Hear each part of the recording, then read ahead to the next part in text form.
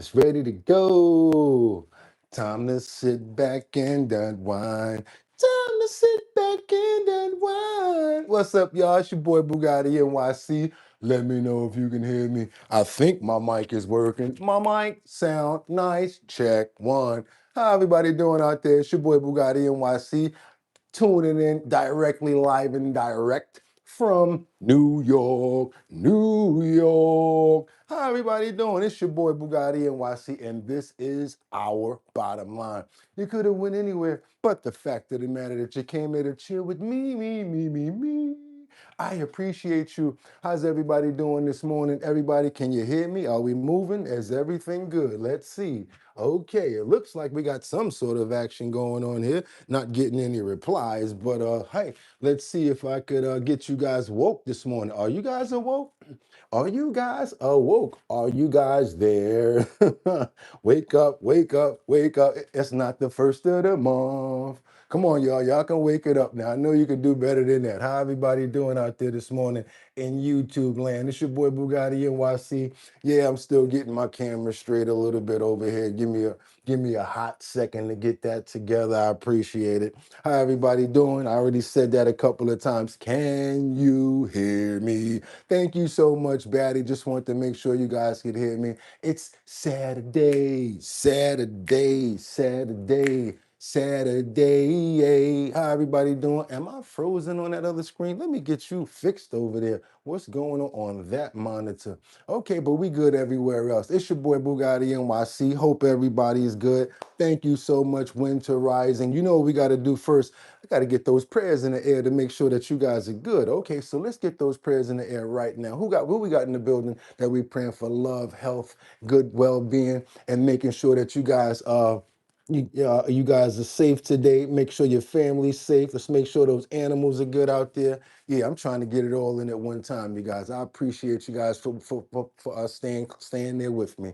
We're gonna get the prayers in later as well. We got Winter Rising in the building. Mark Dorfman, we're praying for Miss Swanza, Poppy Chulos. Can't forget about Rebecca Lanya and Bueno. Also got Shannon. I see that one song. And Batty Lynn. Thank you so much, Jordan, for the $20 super chat. Starting it off fresh this morning, huh? Jordan is not playing. Thank you so much, my Mark Dorfman. 420, John Patrick, Batty Lynn. Who else we got in here? Texas Made, Audrey. Can we get a prayer in for myself, Casey, Liberty and Justice? Also, Sam Champion, Justin. Can't forget about Jordan all the time. Can't forget about Teddy. What about Miss Swanson? Got to make sure that we get everybody in there this morning. Amen. Because you know what it's time to do, right? Can't forget about Audrey, too. You know, amen. I'm ready to go. Had to keep it going, y'all. They're ready to go because time don't stop. It's time to start the show. I hope you're ready, yo, yo, yo, yo, yo, yo. Whoa. And we wind it up. Wind it up. Wind it up. I said it's 6 o'clock somewhere. I think it's 6 o'clock here. So let's go. Come on, start the show. Ready to go. Whoa, ho. It's time to start the show. Y'all not playing this morning. Come on, y'all. Yeah, let's give them. Oh, okay.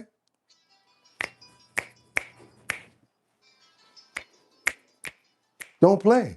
Y'all see y'all not playing at all this morning. Thank you so much, Miss Swanza, as well as Jordan. Y'all not playing this morning, making sure that premium that bill get paid this week. I appreciate you guys, and I thank you, love you so much. But you know what else we got to do right now? First of all, let's make sure we give Miss Swanza and Jordan an equal amount of love right now. That's one thing we got to do.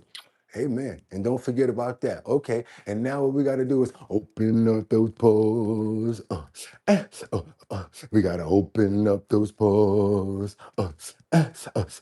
We got to open up those. It's Saturday the 30th. That's right, y'all. 2026. Said, I'm your boy Boogotti NYC, and this here's our bottom line. But we be talking about this and that and chat and this and this and that, where we be talking about this and that and chat and this and that. Always gets me lit. Hey everybody, how y'all doing this morning? It is Saturday. Can y'all believe it's already the 30th of this month? And yes, I do appreciate you guys for holding it down. Miss Swanza, Jordan, everybody that comes through early in the morning. Definitely got to show you guys nothing but love, especially for being here live this early on a Saturday morning. You could have went anywhere, but the fact of the matter that you came here to chill with me, I appreciate you. So what I'm not going to do is play around and waste time. I'm going to make sure I get into it because yes, we got a fantabulous show set up for you guys today. How do I pull it off? Because he's rocking with me. I don't know how we able to do what we do, but guess what? It happens and I'm not even questioning it anymore. I don't care if it's only one person. As long as the fam is here and we got our company and our people here doing what we got to do, that's all that matters. Thank you guys for all of the love. I hope you guys are energized right now because guess what? You know what I'm about to say, right? Woo! I got 5 on it. I'm going to stack 5 videos at a time. All I need you guys to do is stay on topic, stay on point, and let me know where you're chiming in from. I love to know that. Let me see those flags waving in the air. Yes, I go there because I remember the flags. Africa, England, Cuba, don't even matter. Netherlands, wherever it is, Nova Scotia, it don't even matter. We go there. We've even been to Mount Everest before. That's right, you guys. So what we're going to do today is I'm not even going to hold up. I just want you guys to do me a favor. Let's stay on topic today. Let's stay on point. This way we have a fantastic dialogue. We don't stray and we have a good show today. All right. Also, good debate, good back and forth. I love it when you guys get engaged, especially when it's about important topics.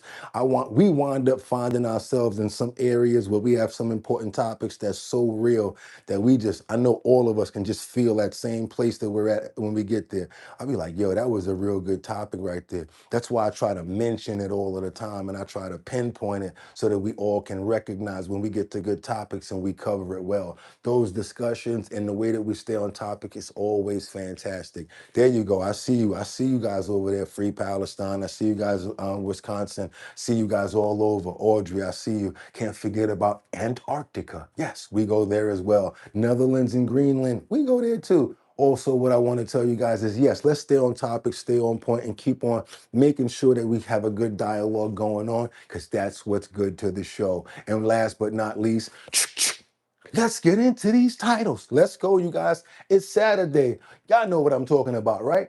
Daniel, let's get into these titles. Let's go, you guys. What we got over here? We got Trump pointing his finger at a couple of situations right now. As you know, these are kind of like the leading stories right now. We got Iran. We got Pam Bondi right now. Yes, we're going there because she actually did go in yesterday, and there was we're gonna find out about that. I'm not gonna skip. And then we have other information about Gavin. What did you do with that money that was supposed to go back for the LA fire victims? What did you guys do with that money? We're gonna get into on that as well. Let's keep on moving forward, you guys, because we got one issue right here we're gonna start off with.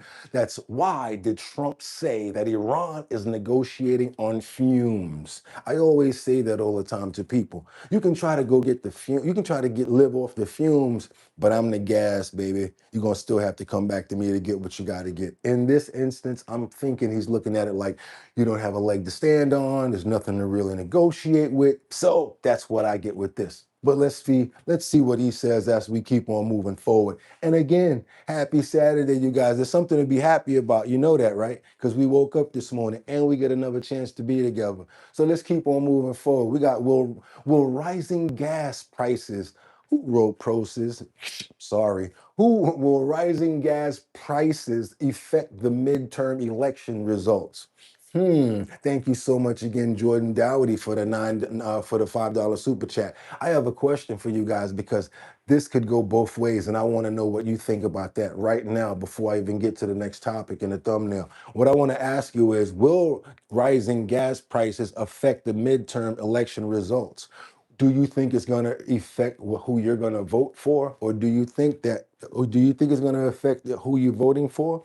Also, number one, do you think it's going to affect who you're voting for? And thank you so much, Shannon, for the super chat, and I really appreciate that for so much.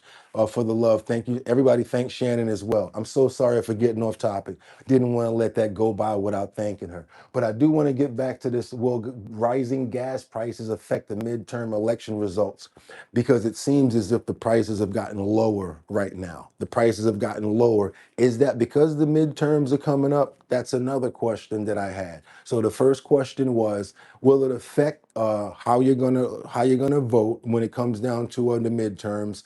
And also, are the prices going down now because the midterms are coming up? And again, thank you so much, Shannon. Thank you guys for getting through that with me as well. Because last but not least, what else we have here is what happened when Pam Bondi met Congress, this time as a private citizen. Last time she met, she was the AG. This time she met as a private citizen. Whoa, Jordan, thank you so much. And happy birthday, Shannon. Happy birthday to you. Go, go, go. Go, Shannon. It's your birthday. We gonna party like it's your birthday. We gonna sip big drip like it's your birthday. And you know we don't really care because it's your birthday. Happy birthday, Shannon. Everybody, come on now. Got to join in right now. Show some love to Shannon for her birthday. You know, we act up on birthdays around here. Birthdays, graduations, when people get cured of things and stuff like that. That's what we pray for. That's right. We're going to stop right now and say thank the Lord for another day for Shannon to be here with us, as well as another one around the solar, baby. Another one around the sun. God bless you and have many, many more. Thank you for being here with us also on your birthday. I got to turn up now. Amen. It's Shannon's birthday. Let's go, y'all. What else we gonna do right now? Let's get into some work right now. Double tap that screen because I got some information coming in. It's kind of sad right now. Sorry about this. It's coming in from where's this? Stafford County, Virginia. We got 5 people who lost their lives in a bus crash in the county. Well, the bus hit 6 vehicles in this crash. Yeah, we starting off the show a different way now. Things that are more important, we're trying to get that out there first because we don't know if we have family members and people out there that's interested and want to know about these things that are going on. So yeah, we got a situation that's going on out here. Wait a minute. No, we're not going to do that. We're going to get to this one first. Let's get that first. WUSA 9. Good morning, everybody. Good morning, everybody. We are staying on top of that breaking news on 95 this morning. We have learned in the last hour that 5 people have been killed in an awful bus crash in Stafford County, Virginia. And we say, thank you very much for joining us at 9 on Wisdom Wire. I'm Allison Seymour. We have team coverage right now. Terry Hornstein has been tracking this all morning long since we first hit the air at 4:30 this morning. But we start with Lionel Donovan, who is live on the scene in Stafford. Lionel, we know it took you about 2 hours to get there from Alexandria. You've also heard from state police. What can you tell us now?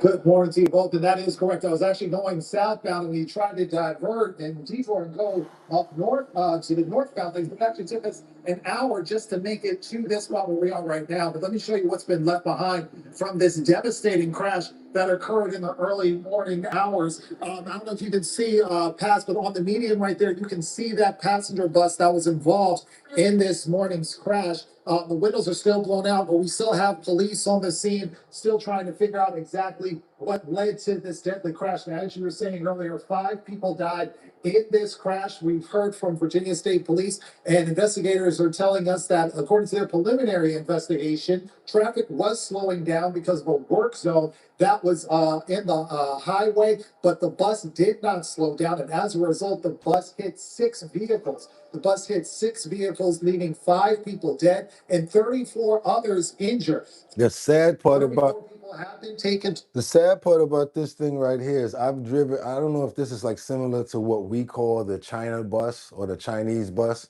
Like, you know, many years ago, we used to go downtown somewhere like Chinatown and get on buses like this. And these drivers would drive like they was just lunatics all the way to Philadelphia and drop you off for like $10. I mean, it was cool that it was cheap, but oh my God, my boy was like, yo, take the China bus. I'm like, okay, cool. I'm thinking it's like a Greyhound. I get on there, they like, yeah, I'm on there. If anything, I'm like this on that joint, like, and they're just hitting corners. I'm talking about, man, you need to slow this motherfucker down. I'm talking about I'm in the back screaming like I'm Pinky out this mug. Yeah, I believe it. To area hospitals. in order to, and I don't know if you can see right here, one of the trucks is actually taking what looks to be one of the cars that might have been involved in this crash. I don't know if you can see it on the other side. Do you see that right there? I want to show some love to Jordan Dowdy 913 right now. There we go, $20 for the super chat. Jordan, thank you so much, my brother. My brother, appreciate you. Thank you so much. Look at that car. And you guys show Jordan some love, but look at this vehicle right here. Is that a truck, a car? Look at the back of it. That's just how people lost their lives in this tragedy right here. Look at this. Oh my God, just looking at that could just make you imagine what. Right here. But yeah, like I was saying, 34 people have been taken to local area hospitals to be treated for their injuries. 3 of those 34 are in critical condition at this moment. Now, like I said, this investigation is still preliminary, but Virginia State Police are telling us that charges are pending. So charges will be coming out as a result of this crash. Now, like I said, we're still trying to figure out more details about this. As you can see, the traffic on I-95 northbound, traffic does seem to be flowing pretty nicely. This is a very welcome picture from what we saw earlier this morning, where this is basically a parking lot and cars were not driving. Man, listen, I tell you the truth. I know people was mad, had to get to work and things like that and everything. But the sad part about it is knowing when people lose their lives about stuff. That makes me say, you know what?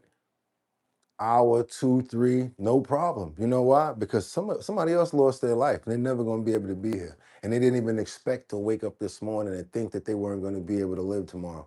And that's why I always thank God every single day for being able to wake up and do exactly what I do here. And I want to pray for every single one of those families and anybody who was affected by this and this tragedy. That's right, you guys. Ask me why I wear a suit again. Yeah, because I woke up this morning, thank the Lord and pray. And I want to show it. They're definitely going to need like emotional support and so much more when it comes down to tragedies like this. We pray for you over here at Our Bottom Line, each and every victim, every family member, that you have love and support throughout this tragic time. Amen. Let's keep on moving forward, you guys, because it's not over. We got other situations going over that was pretty bad. I don't want to say the words that they're trying to get me. Well, you know, it's not bad to say vile. An anti-ICE protester spits on an agent, and then the crowd chants, "Go yourself."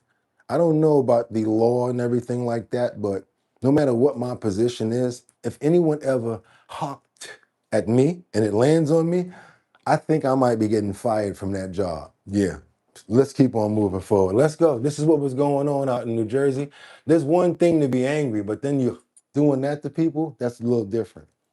Breaking news at Delaney Hall as clashes between state police and protesters erupt outside of the detention facility. Good evening to you. I'm Christine Johnson, and those clashes coming just hours after New Jersey Governor Mikey Sherrill announced that New Jersey State Police will take over security outside the facility. Because they're clashing with ICE so much, so they're forcing them to have to step in when it comes down to this. And they're actually pushing the ICE agents back. Some people might think that's good, some people might think that's bad. But if you look at it for what we kind of look at it is, I look at it like a little test for what else they think they can do moving forward. Like yeah. Let's keep on going. Check this out. In the leader of the group, check out the leader. And that move was designed to ease tensions between ICE agents and protesters who claim detainees are living in inhumane conditions inside Delaney Hall. Now, tomorrow, pro-ICE protesters are expected to demonstrate, which could further inflame tensions. Addie Guajardo live at the scene for us in Newark with the very latest details. Addie? Hey there, Christina. Very tense scene out here as New Jersey State Police and protesters clashed outside Delaney Hall. As a matter of fact, just down the street, protesters are still outside of Delaney Hall. New Jersey State Police tonight using flashbangs and pepper spray to try to disperse the crowds. I spoke to a mother just down the street out here. She tells me her son is protesting back there right now, and she's worried about him. Dustin, you said actually seems peaceful. That's not peaceful right there. Check this out. 10 p.m. New Jersey State Police in full riot gear clashed. Thank you for the gifts. With gas masks and goggles. Protesters were given 15 minutes to leave a premise established outside of Delaney Hall or risk getting arrested. Just hours earlier, New Jersey Attorney General Jennifer Davenport announced state police would be stepping in for ICE and taking over public safety operations. New Jersey law enforcement is today establishing a peaceful, protected Thank you, protest Jordan. zone in the area right outside Delaney Hall. The move was announced after a week of tense clashes outside of Delaney Hall between protesters and ICE agents. On Monday, I was maced in the face by an ICE officer about 6 inches away from my face. I had bruises all over my body. Why are you out there? Why are you out there? But we are here uplifting the voices of the detainees. Mark Wayne Mullen, the Department of Homeland Security Secretary, claimed, quote, rioters bit, kicked, and punched law enforcement. I think the only way to really solve this situation right here, for everybody to be peaceful, really, is to get people, get a head of each side to go in and really deal with the situation, even if it is what it is. And I'm not saying in a bad way. I mean, let's deal with the issue. Let's actually go in. If you got to start sending people other places to start bringing the numbers down, that's fine as well. If you need to bring in more staff, you probably need to do that. I really don't see anything wrong with changing the meals too, as far as as people are like certain religions, you should not force them to eat what they don't want to eat. So that's the fair part. That's how I want to look at that, And then when you have a lot of people out really pushing for something like this, you should pay attention and see what they're talking about, because where there's smoke, sometimes there's fire. So let's respect what they're asking for. Let's start with that. And maybe we can meet somewhere to see if we can get a solution, because the way that it's going right now is not working. Force, force, force, force. Next thing's going to happen is pow, pow, somebody's going to lose their life. I don't think that's a good idea. I think they need to have somebody from each side go ahead and, hey, it is bad. And then they say they're going to promise to get it fixed. And I'm going to make sure. We got a little committee out here. You know what I'm saying? And then they actually start working things out, spreading people out, putting them in different places. That's the only way I think that it's possibly going to work here, because you can't keep on going at each other like that, no matter what. I mean, you can't keep on banging at each other. If you're a rock, one of the rocks are going to break. Two hammers are going to, one of them are going to break. So now you can't keep doing that. That's why I keep telling you guys, we should not be out here fighting every single battle, because the heart can't even take it. And you got to care about your heart and protect it from those little stupid battles. That's right. Let's get on over to Iran, because I just want to know, has there been a peace deal that's finally sealed between the U.S. and Iran? I don't know. They said that they did it, but how many times have we heard this before, y'all? So let me be smart and the first one to say, I don't know if this is really gonna go, if this is really gonna happen. Double tap that screen to get those likes up, you guys. Also, just try to remain peaceful and remain harmonious out here. I still want to show you this one person that I wanted to show you that was standing out, because I did mention him, and I do think that this is someone who, you're gonna either have to snatch him one way or probably bring him in to be one of the people to settle all of this, because he's really got a MOBB behind him. Let's go. And he's right here. This is a protester that was getting spit at, throwing stuff at, and everything like that. So they got him out of there. But then there was another one that was facing the actual police, and he had a whole mob with him going against the ICE agents, which is probably why they decided to send in regular police.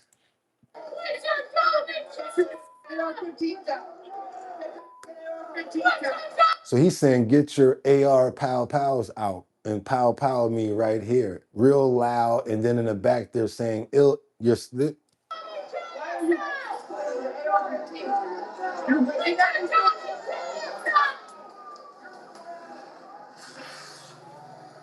is the one that was spitting at the agent. The new crowd chants, go pow pow yourself to the ICE agents.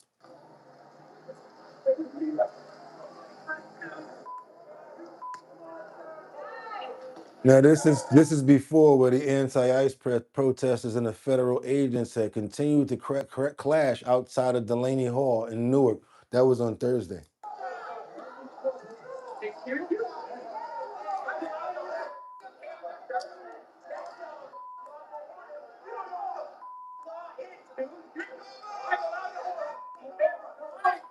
One protester led a pack of taunting agents to pow him in the face during the tirade. This is what they were talking about. Go get your buddy with the AK-47 to shoot me in the face.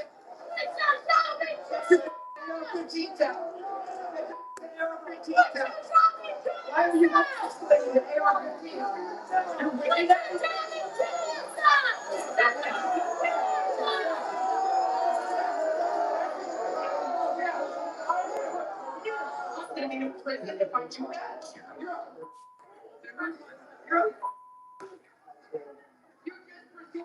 He's trying to be a husband fighter in his hand. All right.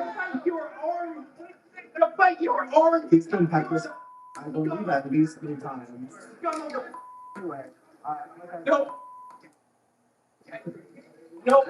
All right, you guys, so that's what I'm talking about. They probably need to grab him and be like, come on in here, man. You know what I'm saying? Let's see what's going on in here. Because he got a lot of people with him, man. I'm telling you. That's what I'm saying. You guys see what I'm saying? Look.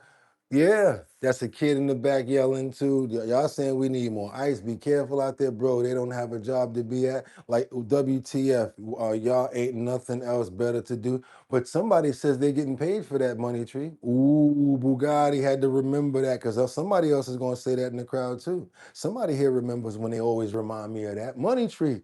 You said, bro, don't they have a job to be at? Like WTF? Y'all ain't got nothing else to better to do? How many people in this question, in these comments right here always tell me they're already getting paid for that? I hear that every single day that I come on this show. Let's double tap that screen to get those likes up. And if you do appreciate the content that you're seeing right now from Our Bottom Line, the #1 host with the #1 co-host and the #1 family, let's go ahead and get those numbers up by go ahead and subscribing to the channel. Let's keep on moving forward. We got a lot more work to do.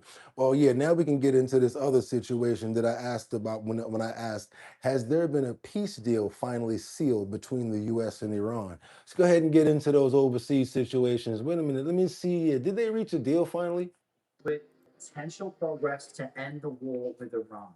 Trump administration sources suggest a tentative agreement has been reached, but it still requires final approval from President Trump. The memorandum of understanding will extend the ceasefire by 60 days and begin talks over Tehran's nuclear program. Iran has also not yet given its final approval.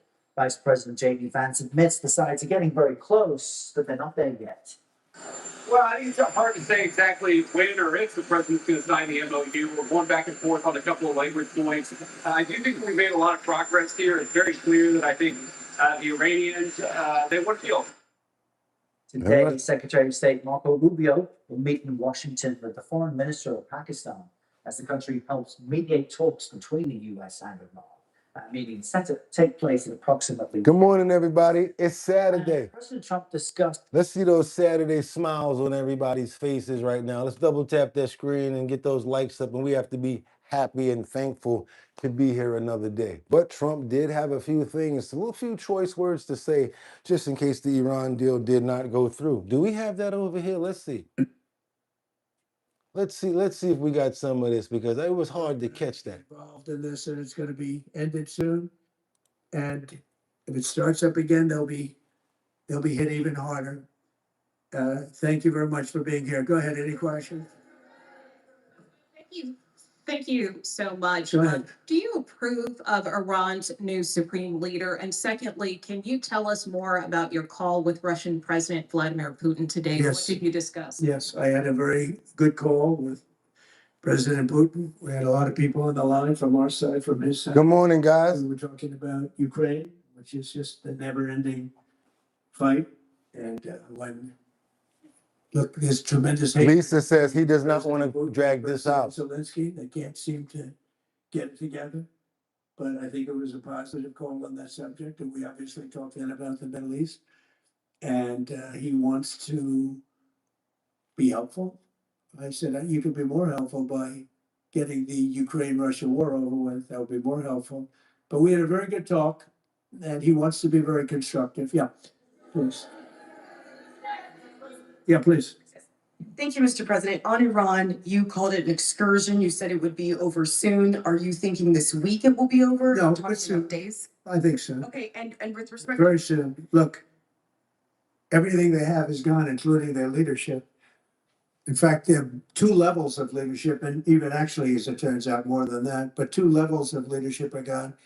Most people have never even heard about the leaders that they're talking about. So it's Wow. obviously been very, very powerful, very effective.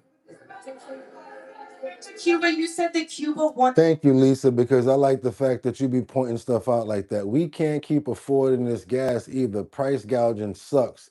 And what they're doing with the food. Let's keep on moving forward, you guys. Let's go. To make a deal. As a presidency, look at what we've done as an administration. They trust Marco, and so do the American people trust. He's been successful no matter where he's been. He also speaks the language, which is always nice and always helpful. But he's dealing, and it may be a friendly takeover. It may not be a friendly takeover. It wouldn't matter because they're down to, as they say, fumes. Now, I wasn't expecting that.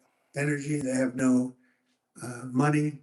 They're in deep trouble. Now, I wasn't expecting that on Cuba. I thought you was talking about something else, homeboy. You know what I'm saying? I didn't think you was talking about that with Cuba because I rock with Cuba. You know what I'm saying? Let's get into some of these gas prices, you guys, real quick. Let me ask. Money Tree says, where do you sign up to get paid to be a protester, chat? I'm going to go on my days off. You funny, y'all. Let me keep on moving forward. Jordan, what's going on over there? Lisa says $30 to fill up a Fiat 3 times a week. Used to be 18 if soup. Whoa, that's crazy. Y'all paying, oh man. Y'all, it's crazy out there. 18, oh my, used to be 18, now it's 30. Double the price, Lisa. If the deal doesn't happen, we need to admit failure and back off, regroup, and then try again another day. Shannon, you know what? Man, because another thing too, if you try to go in there hot, you're going to lose a lot of lives and you're going to look bad on that part too. Not only that, how about this? What's even worse is if you do send troops in there, it's going to make you look terrible. It's just like what happened in, Vietnam. Let's keep on moving forward, you guys, because this thing does get deeper. How do you negotiate when someone's threatening your family? That's right. You guys know that the IRGC, there was members that was indicted. There's serious charges against the Iranian nationals in an error case with a T on top against the plot against Ivanka Trump. Let's go ahead and double tap that screen and get those likes up, you guys. Let's see what's going on here. To threaten law enforcement, but not surprisingly, to threaten their family as well. All right, just in, this is breaking news you're prepared to share with us today here on the Will Kane Show. You have just indicted a terrorist overseas who's been coordinating to launch attacks back here in America. Yes, he's here, and the Suburbs of New York charged him with a complaint, and that he was just indicted a few minutes ago, and it's consistent with the complaint. This, as alleged in the indictment, this man was threatening all kinds of mayhem all over this country, in Canada, and elsewhere, and this is the kind of real threats that the brave men and women of law enforcement are protecting us from every day. Is a very important case, a very serious charges, and it's a good thing that he's in jail. We have you here with us in person, but we'll still read from the press release from the DOJ where you guys have said al-Saudi was allegedly involved in nearly 20 attacks and attempted attacks throughout Europe and the United States. It included extensive. Let's double tap that screen to get those likes up, y'all. Al-Saudi, his name, said he was like a son to Qasem Soleimani, the longtime commander of the IRGC. In following up on this case, let me bring in as well the sort of landmark indictment of Raul Castro in Cuba. That was No, let's not. We got to keep on moving forward. I'm trying to see what's going on with this, trying to run off of what I can't even believe it to say it myself. Trump's nuclear agenda could ignite America's biggest energy comeback. This reminds me of The Simpsons when Homer's chasing around that piece of whatever, uranium or piece of nuclear, whatever. Dun, dun, dun, dun, dun, dun. Imagine running off of nuclear, you guys, instead of running off of like regular power, the power that we run off of now. What is it? Water with the dams and stuff. Imagine it being different. Check this out. They're saying that this might be profitable. I don't know what you guys think about it, but yeah, I guess they're always trying to find different forms of energy. Let's see what's up with this. Welcome back. Nuclear power has been hot, and nuclear power company Oklo is up about 23% over the last year. It was selected by the Department of Energy to further discuss the federal surplus plutonium utilization program. It aims to make Cold War era plutonium available for use as nuclear reactor fuel. Here now, a Fox Business exclusive is the Oklo co-CEO. I mean, is this safe? Yeah, thanks for having Thank me. you so much. Is it safe? I know that President Trump's agenda has all hands on deck, but nuclear is just as important as anything else. Tell us what's going on in terms of nuclear growth and what you're doing at Oklo. Yeah, it's a very exciting time for a couple of reasons. First of all, you have this confluence of growing energy demand driven by reindustrialization, electrification, AI, obviously, which gets all the headlines, combined with this huge push and innovation in nuclear about bringing forward this technology that's been sort of static and stagnant for a long time. Couple that with support from the capital markets and then this policy agenda that's unlocking nuclear.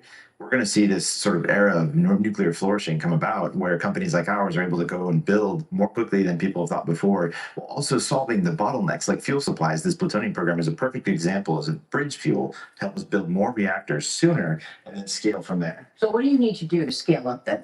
So we got engineer and execute, obviously. We got to build. We got to work through the permitting process in an iterative fashion. And then we have to build out the infrastructure to build. That sounds Yeah, where you gonna build this at? Then you gotta build the AI plants to supply the power for the AI. Then you're gonna be building and building and building and yeah, okay. I wonder we're gonna be walking around here like this now. Bzz, bzz, bzz, all sorts of fiber optics and cables and everything going through us, huh? Ain't even thinking about the human beings, right? Just bzz, exactly sounds dangerous. What? Oh man, anything dealing with energy means money. More money for them. Real safe. Sound real safe, don't it? I'm thinking, I'm over here like, wait a minute. Radioactive, maybe? What the? Okay, let's keep on going, you guys. I don't know what they think about, but I think we on the same page over here. Somebody gonna pop up with a third ear on their face over here, like, yeah, I can hear you clearly. What's going on, Colette? How you doing? Let me go ahead and keep on going, you guys. We gotta get if you appreciate the content that we're getting right now, go ahead and subscribe to the channel, become a member. The way that you put those likes up, the way that you get those likes in the air is you double tap that screen. All you gotta do is that, and that gets the likes in the air. Because we gotta keep on moving forward. That was crazy. Let's get on over to this activist that unloads on.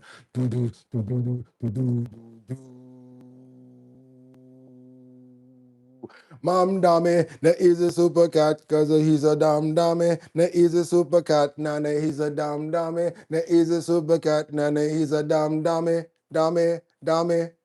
Mom dummy, that is a super cat, nana, he's a dumb dummy. That's right, you guys, and I gotta say it too. No matter what race, what creed, what shade, what cat, what dog, what alligator, if you're a man of the people and you're a person that's out here representing everybody, that's right. You gotta go place. I don't care what anybody gotta say about your beliefs or whatever like that. Yeah, when it comes down to now you're representing for everybody, it doesn't look right when you don't show up for certain people. And I'm saying this myself.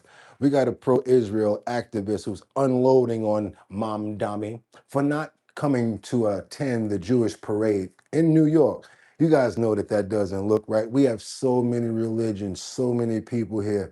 You don't do that when you're when you represent the people and when you're the mayor. I don't believe in it. I don't think it's good. I just don't. Let's keep on moving forward. Double tap that screen to get those likes up. Let's go. He's Mayor Mamdani making it very clear where he stands with Israel. Mamdani is opting to skip out on this weekend's Israel Day parade and will be the first New York City mayor to skip the event in more than 60 years. You know, I said on the campaign trail that I wouldn't be attending the parade, and I've made my views on the Israeli government abundantly clear. And I also said on that same campaign. So everybody here in New York, everybody that represents for New York, I'm standing up. I'm doing this against all of you guys, basically, because that's not what you're showing when you do this. Even if you try to make this half-ass 2 cents excuse right here, you can't do that. That I would have a responsibility as the mayor of the city to ensure the safety and security of each and every New Yorker. And I don't believe that my presence as the mayor should determine whether or not a New Yorker is safe or secure. But while he chooses not to attend, he has showed his support elsewhere, specifically with the pro-Palestinian groups. He attended a classroom event with the controversial pro-Palestinian YouTuber, Miss Rachel, and hosted Palestine activist Mahmoud Khalil for dinner at the Gracie Mansion, and even met with a radical anti-Israel leader. So here to discuss this is pro-Israel activist Lizzie Skibetsky, who previously served as the Grand Marshal for the Israel Day Parade 3 times, and you'll be out there on Sunday, right? I sure will. Can you believe what he said? Why isn't he going there? This is the largest population of Jewish people outside of Israel, right here in his city. I can absolutely believe that he's not going to attend because he's told us who he was from the beginning. He's never kept it a secret. I do want to make it clear that you cannot say that you support the Jewish community and don't support Israel and don't support Israel's right to exist, as Mamdani has said. The Jewish people in the state of Israel are inextricably linked. We face Jerusalem when we pray. We mention Israel over 50 times in our daily prayers. We are one and the same. So you can't support the Jewish people and not support their right to the state of Israel. But that And it's just I just don't see New York as being like that. It's not even New York to me, man. Like we don't even. I mean, I was raised with everybody. That's why when I go to other cities and other states and I feel like a little bit of racism, I really don't understand it. And then when they migrate here, we give them the business. Let's keep on moving forward. Double tap that screen, get those likes up. I just don't agree. I think when you're the mayor, you can't be like that, and especially not to the people around you. That's like me saying that all blah, blah, blah, or all blah, blah, blah. That's not right. You can't do that. You just can't. Let's keep on going, you guys. What we got over here? We got this deadly class trip that started yeah.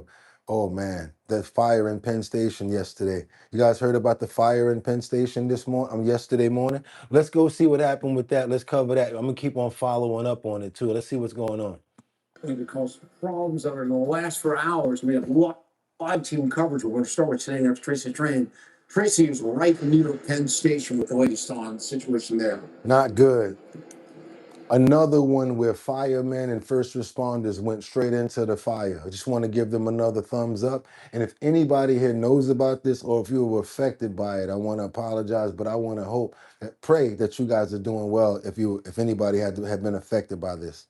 Already we know it's going to impact the commute on the LIRR, New Jersey Transit, and Amtrak as well. And even though it's going to impact Penn Station, this is the entrance where the firefighters went down to fight the fire on an Amtrak maintenance train. And we now know that 5 people were injured as a result. Angels. 2 of them seriously. I'll let you video now of what firefighters had to go through. A very smoky scene here near 10th Avenue around 1:30 this morning after flames were reported in a Hudson River tunnel. Now, fire officials say they had a tough time going through that smoke in very tight spaces to get to that Amtrak maintenance car that was on fire. On social media, New Jersey Transit says overhead wires were damaged as well as train infrastructure on the tracks.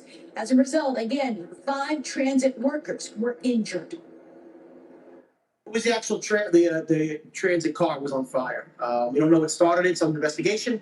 However, it was the transit train on fire, and it took some time to extinguish it and to get that power removed so we were able to get down there safely. So a couple of ways that somebody did it inside the car, or maybe something got stuck on a third rail on the tracks, and then when a train came and ignited it, that can happen too. It's a couple of different ways that a fire can start, especially in the train station. But luckily we have firemen like that, and we have people that are actually not scared to run the other way and run right into the face of danger and do what? Hold us down and make sure that we're safe. So yes, nothing but love to our first responders and our firemen. All of you guys are nothing but angels to us. Thank you so much if you ever participated. All our firemen and firefighters, firewomen out there, nothing but love to you. Now, information that you guys wanted to hear about. Let's see what's going on with this situation, because lawmakers are detailing Pam Bondi's Epstein file, closed door interview. You guys always ask about it, and you know I wasn't going to not deliver. First of all, on a human level, I wished her well in her recovery from cancer.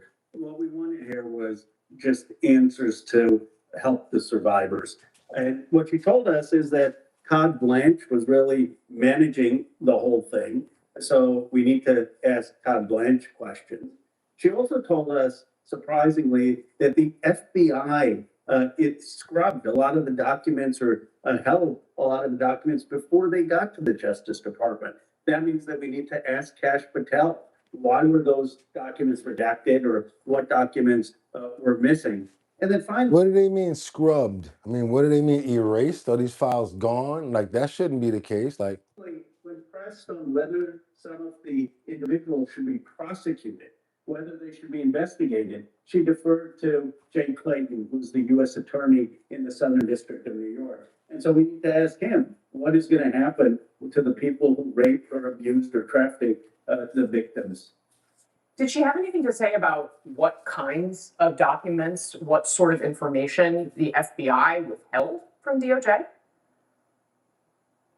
She did not, but what was very surprising is she said that some of the documents were withheld by the FBI. As you know, Casey, we've been covering this for a long time. In March of 2025, the FBI first scrubbed those documents. And the law that Thomas Massey and I passed, the Epstein Transparency Act, required all of the documents to be released, particularly the survivor statements to the FBI in 302 forms where they name names. It turns out that when the Justice Department got those documents from the FBI, a lot of had already been redacted or missing. And so some of the answers that we need are with the FBI director. So does it stand to reason, or is it your understanding then that the FBI withheld interviews with survivors where they talked about the people who abused them and named their names? That's part of what the FBI withheld? They either withheld them, there's some documents that were missing, or they redacted them, so that by the time the Justice Department got them, they were already all redacted. Now, the Justice Department did additional redactions, and they showed members of Congress unredacted versions of what the Justice Department had redacted. But even members of Congress were seeing documents fully blanked out, which the FBI had done. Why does this matter? Because the survivors named the names in the 302 documents that the FBI had already redacted. oh man, so they basically doing this from the inside, the same way everybody here was expecting. Let's keep on. What else can we get out of this? There's a terrible and tragic irony at play this week because behind these closed doors, the Department of Justice is continuing to cover up and stonewall the courageous Epstein survivors like Liz here. At the same time, the same Department of Justice, led by Harmeet Dillon and others, Todd Blanche.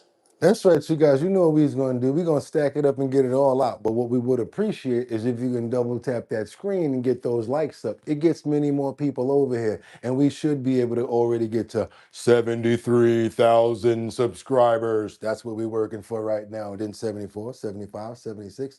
We're going to work through it and do what we have to do. How? By bringing good content, good information, and the news that you actually want to know about and you want to have dialogue about. Let's keep on going. No, I want to have dialogue about this. We keep on talking about it. Let's get a dialogue going on about this. Why did they redact so many of the files? I still think that there's millions of more files, not 3 million. I think there's damn near 10. What else do I want to say? Why are you going to redacted files? Come on, man. We're not stupid over here.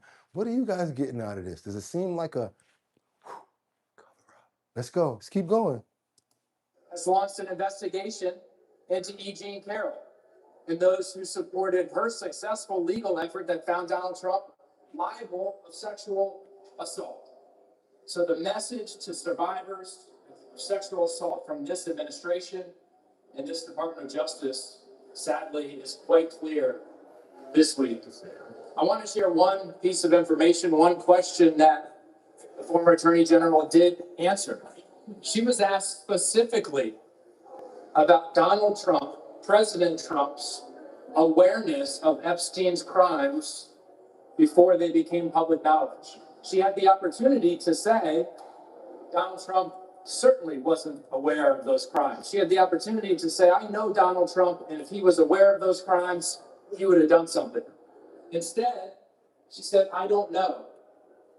She also said, quote, this is a direct quote, I'm not certain of the extent of his knowledge. I think that's a perfect example as to why we need Pam Bondi under oath in a real deposition for the camera so the American people can see and hear her answers to our questions for themselves. I'll turn it over to the ranking. So I guess we didn't get enough. Didn't get enough, and maybe they're gonna bring those questions out. They're saying that they're gonna show us what they said, but we don't never know. We don't know. Let's keep on going. What else should we got? They're unaccountable. Oh, we got a little bit more. I think we got a little bit more in the testimony here.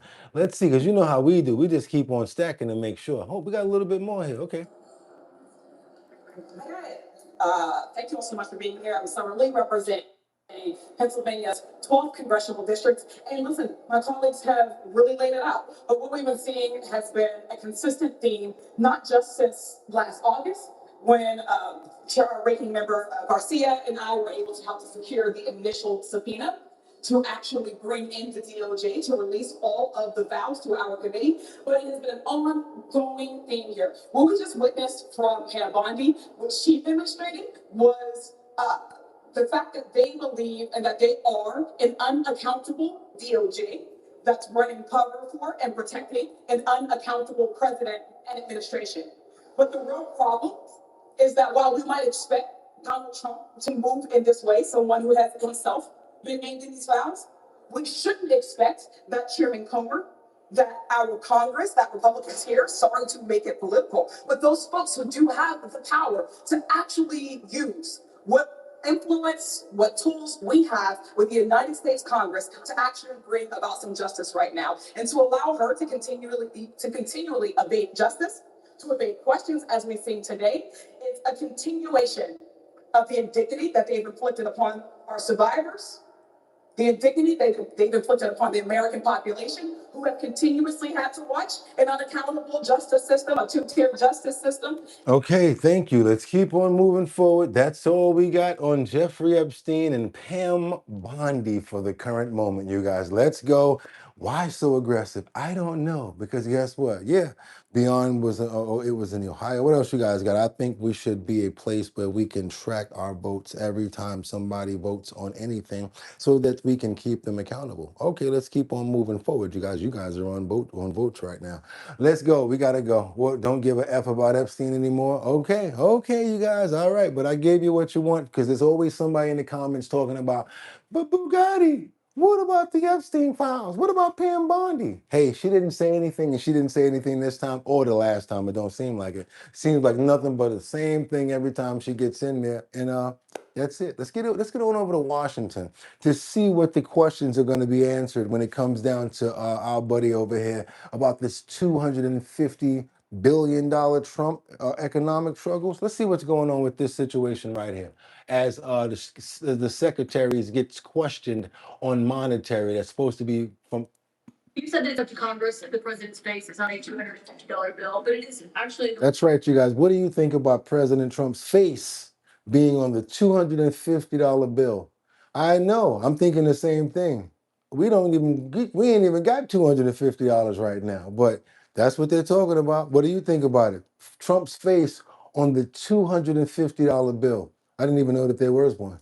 The Washington Post is supporting two political appointees from the Treasury Department who have asked agencies to be ready to do that. Do you think politically it's a good idea to put his face on a $250 bill when people are struggling to passing? You know, I don't really understand this Washington Post article, but who hears from the Post?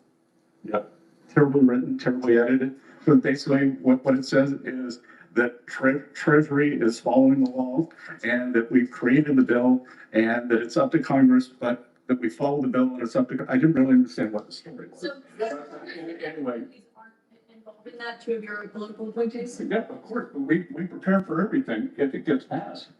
Just like we were ready 6 months in advance for the one big beautiful bill for tax guidance. So we have to prepare in advance. You can't throw something up the day before. Politically, do you think it's a good idea that when people are struggling to afford gas and groceries? I think it has. I think that it's bifurcated. That do you think we should have a 250th anniversary, the celebration? Well, that's happening anyway. No. But Kevin, it's not happening anyway. It's happening because it's being funded by private citizens, by the federal government, by state governments, by municipal governments to celebrate our country. And So he's basically saying we should have the bill, but Trump wants to put. They're saying that they want to put Trump's face on the $250 bill. When you and I, there's many people in the comments are saying the same thing that she said. People ain't even got $250 right now. Why are we even concentrating on that? We got people in the comments over here like, yeah, let's just print more money. Just had to show you guys what's another point that's being concentrated on right now. Got to show you everything because I don't want somebody gonna say, what about the $250 bill, Boogotti? Had to let you know what's going on with that. See, don't over to Los Angeles because it's been more than a year, but much of with $250 bill. How about $2.5 billion in fire relief that never reached Eden Palisades victims? How about that? Hey, Gavin, hold on a minute, because I think that's why Trump's pointing at him. I got a question over there. Don't even matter who's pointing at you. What happened to that dough? And when you think about where it went, who was able to shift it? How did it happen? I just think it's unfair because guess what? When you reach the bottom line and you think about it, those people will never be able to actually get that money back. I mean, who's going to pay them back? Citizens? Look at this craziness right here. You guys ain't even going to believe this one right here. Sad situation. Wildfires raced through the Palisades and Altadena, destroying homes and neighborhoods. Thanks for joining us, everyone. I'm Carolyn Johnson. I'm Robert Kovacic. Donations poured in to help those who lost everything. Governor Newsom promised billions of dollars to help survivors, but NBC4 Investigates has traced some of the spending, and it wound up in places you may not expect. Investigative reporter Eric Leonard joins us now from the news. Just can't believe, like, no, there's certain money you don't touch. You don't touch your rent money. You don't touch your power money. You don't touch people that money like that. You don't do that. Room with more on what happened to all that money. Eric. Hi, Carolyn and Robert. Well, you may remember seeing Governor Newsom and a bunch of local leaders out in Pasadena in the days after the Eaton and Palisades fires, pledging a $2.5 billion relief package for fire victims. Well, now we know a lot more about all of that money, that a lot of it hasn't been used, and the portion that was distributed actually sent very little directly to fire victims. Instead, much of the spending circulated through state agencies for their fire-related work, and we learned some of the money was even diverted to pay for crowd control in last summer's protests against immigration enforcement. This is where nearly $14 million of the state's relief money for the victims of the Palisades and Eaton fires was spent. Overtime for CHP officers sent to demonstrations in downtown LA where protesters marched against immigration enforcement operations. According to this memo, the Department of Finance in June 2025 used some of the fire money for law enforcement unrelated to the fires, but diverting the relief money for crowd control was pre-authorized by state lawmakers. I definitely would not want funds directed to anywhere but in the hands of the survivors who lost it. Zaire Calvin has been working to help the victims of the Eaton fire that claimed the life of his sister and destroyed his family's homes. You're looking at my lot, plural, which we had 5 homes on. Lost so much. They got the money but won't release it, won't give these people the permits, even though the federal government has already cleared, and they got the nerve to still be. And they still talking about this air stuff, you guys, the air quality and all that crap. Is that the reason why they still not giving you guys permits up there? What the hell is going on with Bass and Gavin Newsom? Can you guys please fill me in on what's going on with this? I'll read whatever you got. I've been an advocate since the fires, fighting for my community, rebuild everything out to do. I had no idea $2.5 billion was designated for fire victims. They ain't even know about the money. Relief fund near the Eaton fire burns. And they ain't even know about the money. And that's right, hottest news, debate show, Our Bottom Line, good vibes, good energy, daily, 6 a.m. You're looking for some laughs and good times? Well, not when you're thinking about fun to nothing like this. Come on over to Our Bottom Line. That's right, Liberty. Thank you so much. Where did the money go? Can you please let me know? If they leave, they don't get the money. Okay. Bass and Newsom are about to go, but I promise something sneaky is gonna happen. They probably mixing it up to help make it disappear. We should also demand that people rebuild the flood zones too. Great idea. Where's that money at, y'all? What are they doing with this money? What the concerns that raised the concert that raised the money to Wade got nothing. So in the days after the fires, and fire victims told us back then they needed the help. People who live in Altadena are hoping this is the beginning of more aid and more resources. I would say thank you, obviously, right? Because we need it. But we need more. The bill the governor flashed at that news conference was ABX 14, co-authored by Encino Assemblyman Jesse Gabriel. It directed the emergency money to protect health, protect the safety of persons or property, and expedite recovery. NBC4 Investigates has found that much of the $605 million spent from the fund went right back to state agencies. The latest figure from the state finance department shows about 75% of the relief money promised was never released by the state. I mean, $2.5 billion is a whole hell of a lot of money. And, you know, off the top of my head, I was like, no, I don't remember that at all. Nicole. That's because they ain't tell you about it. They told whoever they thought probably wouldn't be on top of it like that. That's crazy. And then they said most of the money went right back to state agencies. That's crazy. Who's running the show out there? That is sad. I feel sorry for the victims that's dealing with this. Lord, we pray for a miracle and something comes to these people, because it seems like the government and their state, their city is not really helping them. Hopefully, maybe when Gavin and what's her name? Bass get out of there, and which hopefully is very soon. Amen. Let's keep on going, you guys. We got to stay over there now. We got to stay over there. Nope. Matter of fact, yeah, we're going to stay over there, because guess what? Nick Shirley, I can't believe this. How is somebody in politics going to be going against what Nick Shirley is actually doing? Finding fraud, reporting on it, and they actually got to stop Nick Shirley bill out here to stop what he's doing? Who, this is another question, you guys. Who would want to stop what he's doing when it comes down to finding fraud?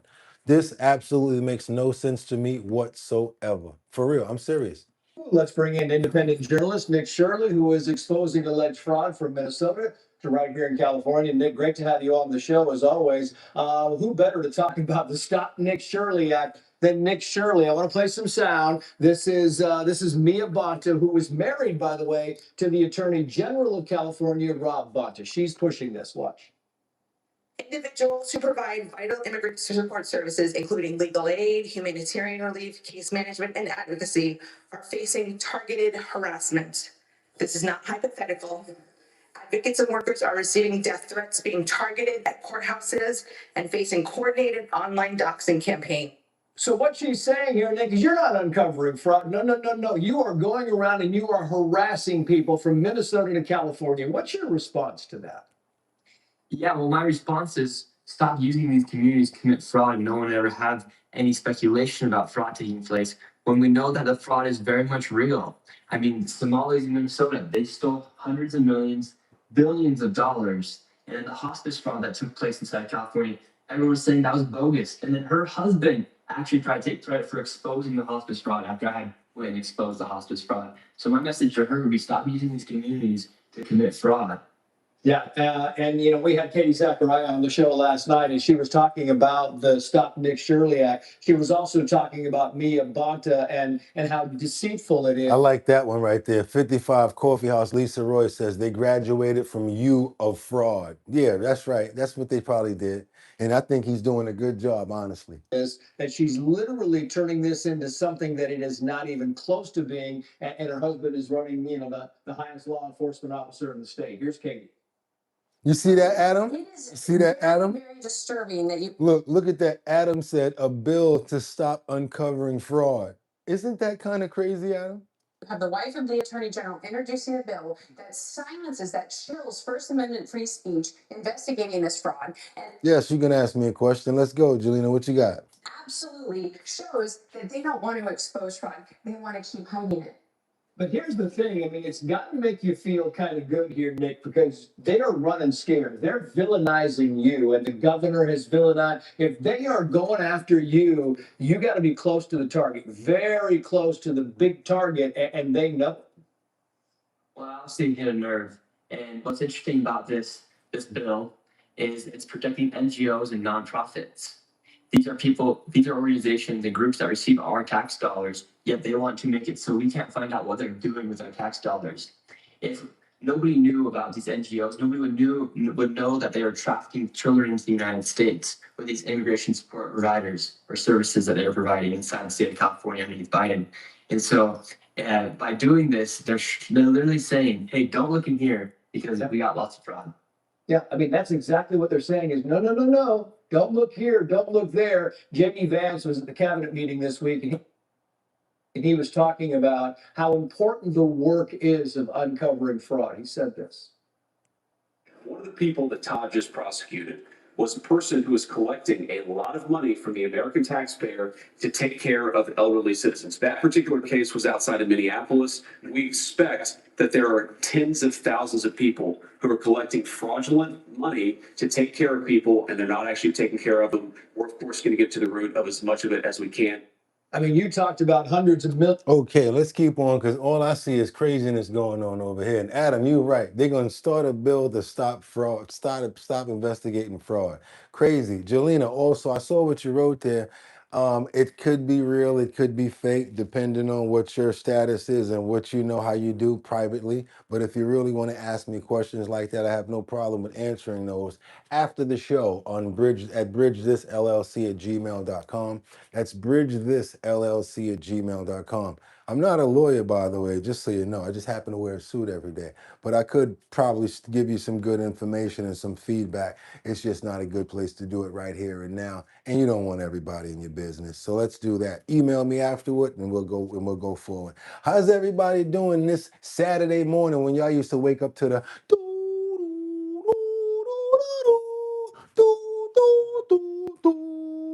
Daniel, you killed my master. Remember that, y'all? Let's go. We got to keep on going because now we got to get on over to Baltimore, Maryland. Oh, boy, oh, boy. I'm so sorry, but yeah, Baltimore, come on to the front of the stage. And I know, Miss Swans, I know. Baltimore, come on. I don't understand what's going on here, but they got a governor that's over in Baltimore. He's about to sign 1,000 new laws. And he's looking into the effect of what? Oh my God, these teen takeovers, and seeming that he's not paying attention to what seems to be going on out there. It seems like someone that might just want to do a little bit of slapping on the wrist when it comes down to teens. What do you guys think about this? Have you guys heard anything about this? Check it out once you guys see what's going on. Today, Governor Wes Moore is holding his final post-session bill signing ceremony, inking more than 100 bills into law from the 2026 legislative session. Mike? Some of those bills are aimed to stop the automatic charging of some juvenile offenders as adults. WJC Stephanie Douglas is live on your corner in Annapolis this morning, breaking down what these changes could mean moving forward. Jay Samuels, Shannon. Well, Tim, Amy, good morning to you both. We're talking about the Youth Charging Reform Act. It's a controversial bill that could dramatically change how some teens accused of serious crimes are prosecuted in court. Now, the Youth Charging Reform Act, it would stop some juvenile offenders from automatically being charged as adults in Maryland. For the most serious violent crimes like first-degree murder, attempted murder, rape, and attempted rape, teens would still be automatically charged as adults. But under the Youth Charging Reform Act, certain teens, 17 and under, accused of crimes like first-degree assault, along with some drugs and weapon offenses, would now start to see their cases in juvenile court instead of it transferring. Baltimore City State's Attorney Ivan Bates, including several other elected leaders, have called this decision risky and have spoken out against the legislation. As a public policy perspective, though, I just don't think the public wants to see soft on crime initiatives right now. So now we're going to start them in the lower system. There could be higher rates of recidivism. I don't know the time, only time is really gonna tell us if this. That's right. That means you're gonna store them in a little system. That just means more and more and more stuff that they're gonna do. I see we got people that actually agree with this, and I like the way that you guys are going back and forward about it. But why do you agree? Let me know. Those are serious crimes. Some people are saying we are way too soft on crime. That's what you said over. That's what somebody says. This is now going to get the adults to get the kids, so that the powing and other serious crimes, so that they don't get the adult charges. They've already been doing that. I know some crumb bums that I grew up with that were trying to get us to do stuff like that, who are now still doing bull crap jobs and not doing nothing with their lives, still walking around the neighborhood, still thinking that they're doing their thing. But yeah, they used to have little kids out there doing their bidding for them, because they know that when the little kid gets caught, they don't basically get that much time. That's how they do it. They set people up, they set the kids up. And now that they're changing the time, the adult time and the adult charges, it's going to be even worse, because it's murder if you're 17. You have that concept, right? Wrong to know murder. How about this, you guys? You guys do know about adult life as well. I'm sure you know about adult life. And again, thank you so much for the love, Shannon, Audrey, everybody with the super chats today. That's right, Justin, and I mean Jordan as well. And we cannot forget about you as well, Sam. I'm sorry, Miss Swanza.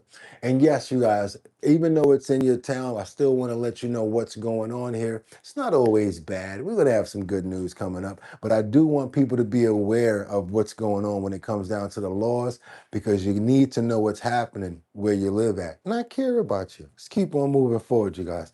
This here, it's not a good thing. It's just not. It's like in New York. What do? I think you go to adolescent jail after you're 17 years old. You go to after you're 16. After you're 16, they put you on Rikers. But when you're 15 years old, you go to Spofford or you go with the juveniles. This, if this method is actually gonna improve things. Now, after Governor Westmore signs that bill today, it will take effect on October 1st. But coming up at 6:30, I'll tell you what bill Governor Oh boy, so he's signing the bill. That was yesterday, you guys. That bill is already signed. Just want you guys to know what's going on with that, and I'm hoping that you got. Oh, congratulations, Sean. I don't know what we're congratulating you for, but if everybody else is saying congratulate, I don't want to miss out. Congratulations. Tell me what we're congratulating you for. I'll make a big deal out of it for you. Also, situations like this, as long as we know what's going on, how did they say it, you guys? Knowing is half the battle. Yeah. Now they're gonna know that they can get out of there easier, faster. Oh, wait a minute, I'm 16 now. Now I can keep on getting in trouble for a whole nother year, and all they're gonna do is slap me on the wrist. Let's keep on moving forward, you guys, because now we got to get on over to New York. And if I can make it there, I'll make it bum bum. Anywhere, it's up to you. New York, New York. But not if the mayor is Mom Dami, now is it super? No, I'm not even gonna do that, because they got a good one going this time. If you're the sheriff, you don't want your hands to be dirty. You don't want your nose, you want to keep your nose clean, and you don't want speculation going on. But seems like Mom Dami has come up with another situation where the sheriff, that's right, you guys, one of our top sheriffs, you probably remember him. He was running around here during the time when they was busting all of those 420 shops. You guys remember the guy, mustache, Mr. Luke, he was the lieutenant. He's been replaced. Why? Because he was taking bribes, it seems like. Mom Dami got him out of here. Out with the old, in with the new. They're saying that also because he was part of the Adams administration, they wanted to make sure they fired him too. So that's not a good look either. Well, surely we've learned, or we're told that Mayor Ramdani wanted to have a clean slate to further move away from any controversial people who were from the Adams administration. Now, in 2024, Anthony Miranda was the face of the city's crackdown on illegal smoke shops. He often held sidewalk press conferences as the Adams administration had vowed to shut down the sale of unlicensed marijuana as part of Operation Padlock. But towards the end of Eric Adams' time in office, Sheriff Miranda was accused of pocketing some of that seized cash. He was also investigated for allegedly soliciting donations to the National Latino Officers Association in exchange for letting some suspects off the hook. Tut tut tut. Not a good thing. Not good at all.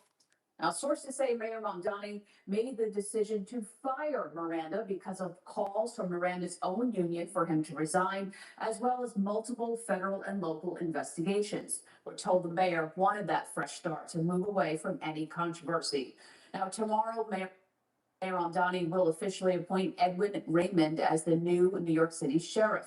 Raymond was once an NYPD lieutenant, and in 2015, he had actually sued the NYPD, accusing the department of using arrest quotas that unfairly targeted Black and Latino men. The NYPD had denied that charge, and that case was eventually dismissed in federal court, although there's still an appeal pending. Now, Mamdani has referred to Edwin Raymond as principled, courageous, and deeply committed to justice. Okay, you guys, let's see what's going to happen with that, because that's the top sheriff over there that was busting the spots and was taking a little bit off the top and asking for donation money, huh? Hey, it happens everywhere. What do we say on the show here, you guys? With great power comes great responsibility. And I learned that off the first Spider-Man. Let's keep on going, you guys. I hope everybody's having a fantastic day, because I know I am, because he gave me another day. And if you could see those blue skies out there with those white clouds, man, you'd be smiling like me too. 55 Coffee House, how you doing this morning? That's right. Wait, New York City Sheriff of Nottingham? Great. No extra fraud to see here. Your name would look great in green. Join the Our Bottom Line fam. Become a member today. Let's keep on moving forward, you guys. Let's go. And again, thank you guys for all the love and support for the premium and for the light bill. Appreciate you guys. Thank you so much. Also, you know, we've been doing really good on the health and wellness section today, guys. I'm gonna do something right now that I don't normally do. Matter of fact, I do normally do it. Thanks for the memberships as well. Thank you so much, Adam. You guys, do yourself a favor today. Stick around all the way to the health and wellness section. Trust me, ladies and gentlemen, I got something for both of you guys. Trust me. Let's keep on moving forward, you guys. Thank you so much for the friends, the new memberships, and everybody coming on board. I got to get to work. Let's keep on going. Let's keep on working over here. What we got? I wanted to talk to you guys about these fake homeless encampments, stunts that are being made, that are going on outside of such a certain person's house. It's actually going viral. You guys hear anything about these stunts right here? All in Fox 11 tonight, an organizer behind the viral videos of fake homeless encampments outside the home of LA mayoral candidate Nithya Raman is speaking out. Raman's campaign says the stunt crossed the line into personal space, while the organizer calls it political satire. Fox 11's Matthew Seedorf reports. Now imagine you going against somebody in an election and they go set up in front of your crib and make a homeless encampment. How low will you go? How low will you go? How low will you go? How low will you? How low will you go? These videos all over on social media, sparking debate over political protest and personal space. The videos now viewed hundreds of thousands of times online. Fake homeless encampments set up outside LA City Councilwoman and mayoral candidate Nithya Raman's home. This is happening all over the city, and we brought it to her doorstep so she can see what other people are going through. A man who claims he helped organize the stunt spoke exclusively with Fox 11 with his face covered. All the political violence has been going on. Really important that people, protect their identity.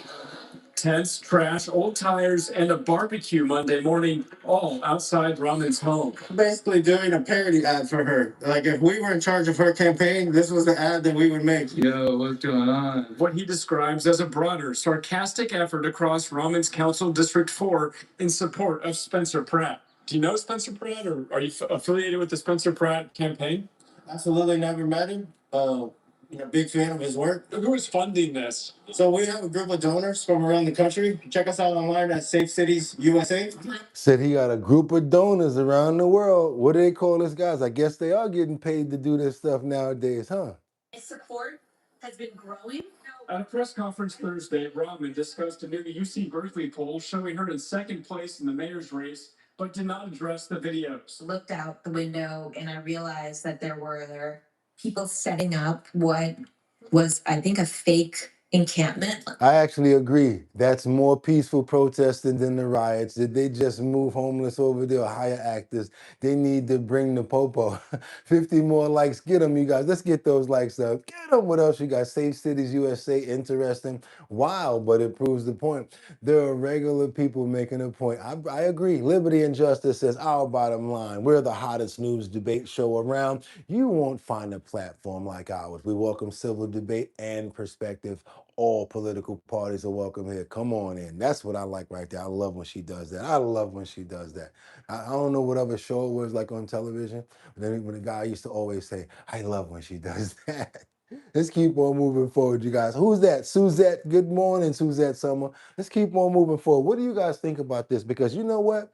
Somebody said, no, it wasn't bad. It was genius. So on some points, I would say, we know what they say about genius ideas, right? They are borderline insanity. They always say that genius ideas are kind of like borderline. They always say that. But I guess I could look at it in more than one way. I guess I could open my mind to understand that. Let's keep on moving forward, you guys. How y'all doing this morning? Y'all know it's Saturday morning, right? And a lot of you guys ain't even got to go to work today, right?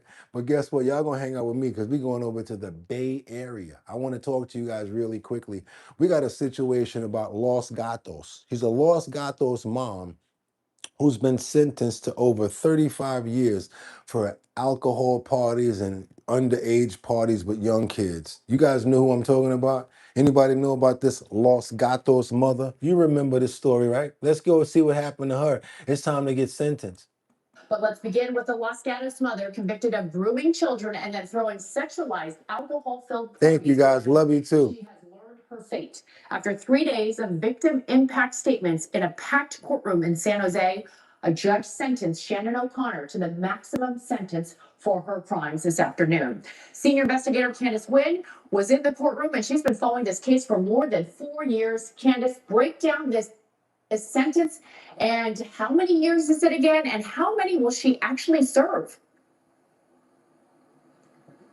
The judge has imposed a maximum sentence on Shannon O'Connor of 35 years and 10 months. So O'Connor has been in jail. Her credit has added up to 9.5 years, according to the DA's office. So the remainder of her sentence is actually 27 years. With good behavior in prison, it could be less than that. Now, O'Connor is 52 years old, Janelle. Her attorney said, even with those 27 years, this is effectively a life sentence for her. Yeah, that's like getting out when you're 79 years old. Shannon O'Connor did speak this morning, apologizing to victims. Did she have a reaction when the sentence What's came up, down? Dawn? So she was crying when she was hearing some of the victim impact statements. She was definitely crying when she was reading her own statement to victims and families. But I will say she was quite stoic when she was hearing her sentencing, as if intently absorbing the information. And this was shortly after I mentioned she spoke out in court for the first time, addressing the victims and families, saying, and I quote, "I am responsible for the harmful situations I put your daughters and sons through." Now, O'Connor's attorney, he was out here just a short while ago, and he spoke to reporters out here saying that he and O'Connor, they're going to appeal. What's up? She never had a meaningful opportunity to settle this case. And so I'm not persuaded by those that believe that she was not remorseful.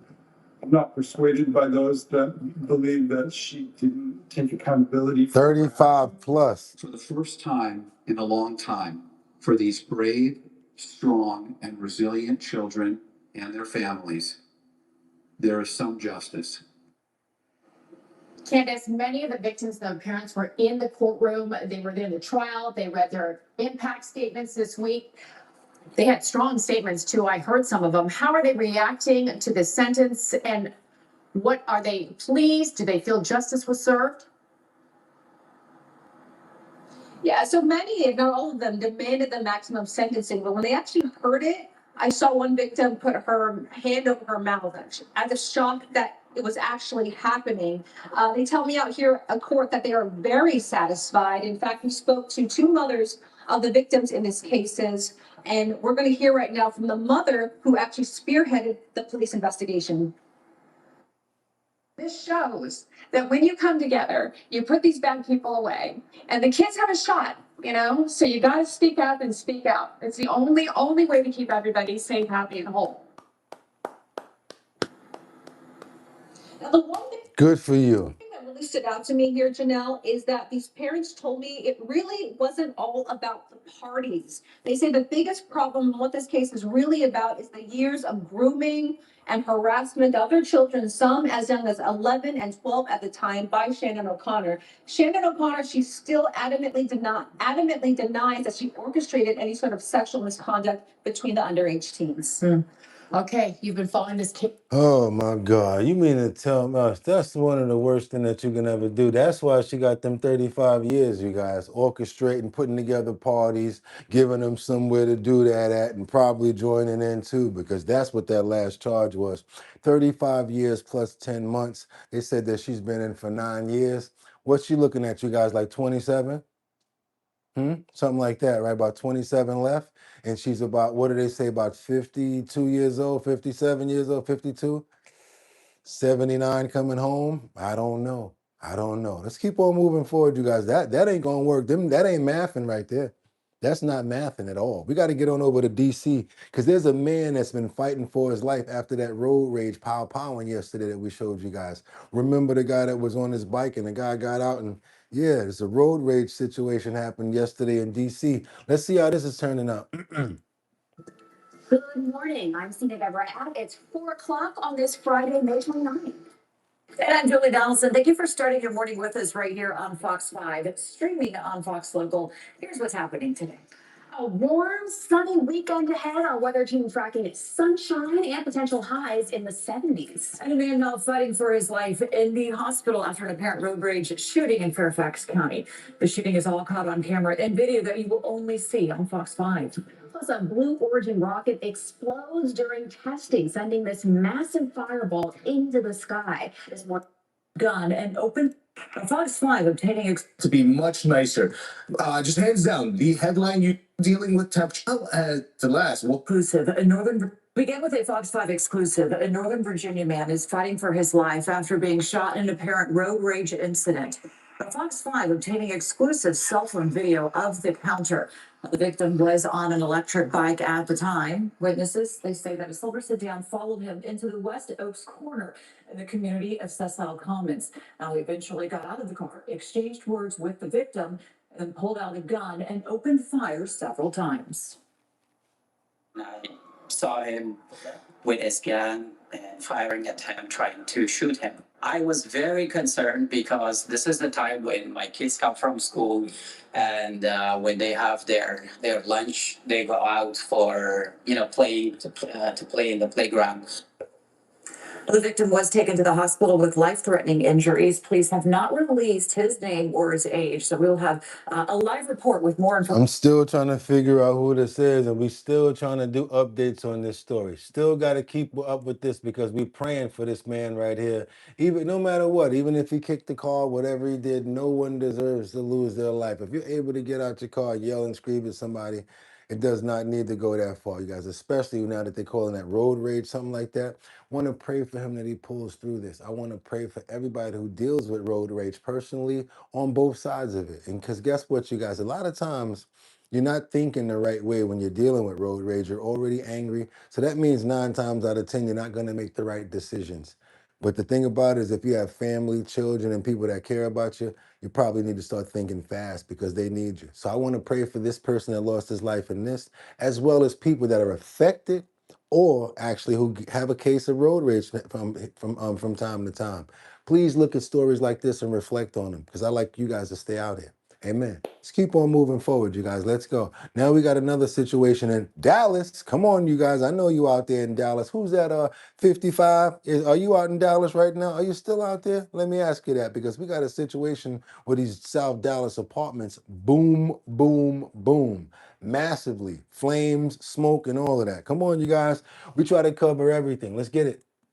Right now, we have to bring you some extremely dramatic video coming into our newsroom from Dallas. As you can see there, flames are exploding out of this, what is told to us to be an apartment building in the southern part of Dallas. And so as we're watching here, This fire is exploding as several firefighters and first responders are now on the scene. This is courtesy of our partners there at Fox 4 as their chopper is in the air above the flames. You can see this is an active scene that firefighters are trying.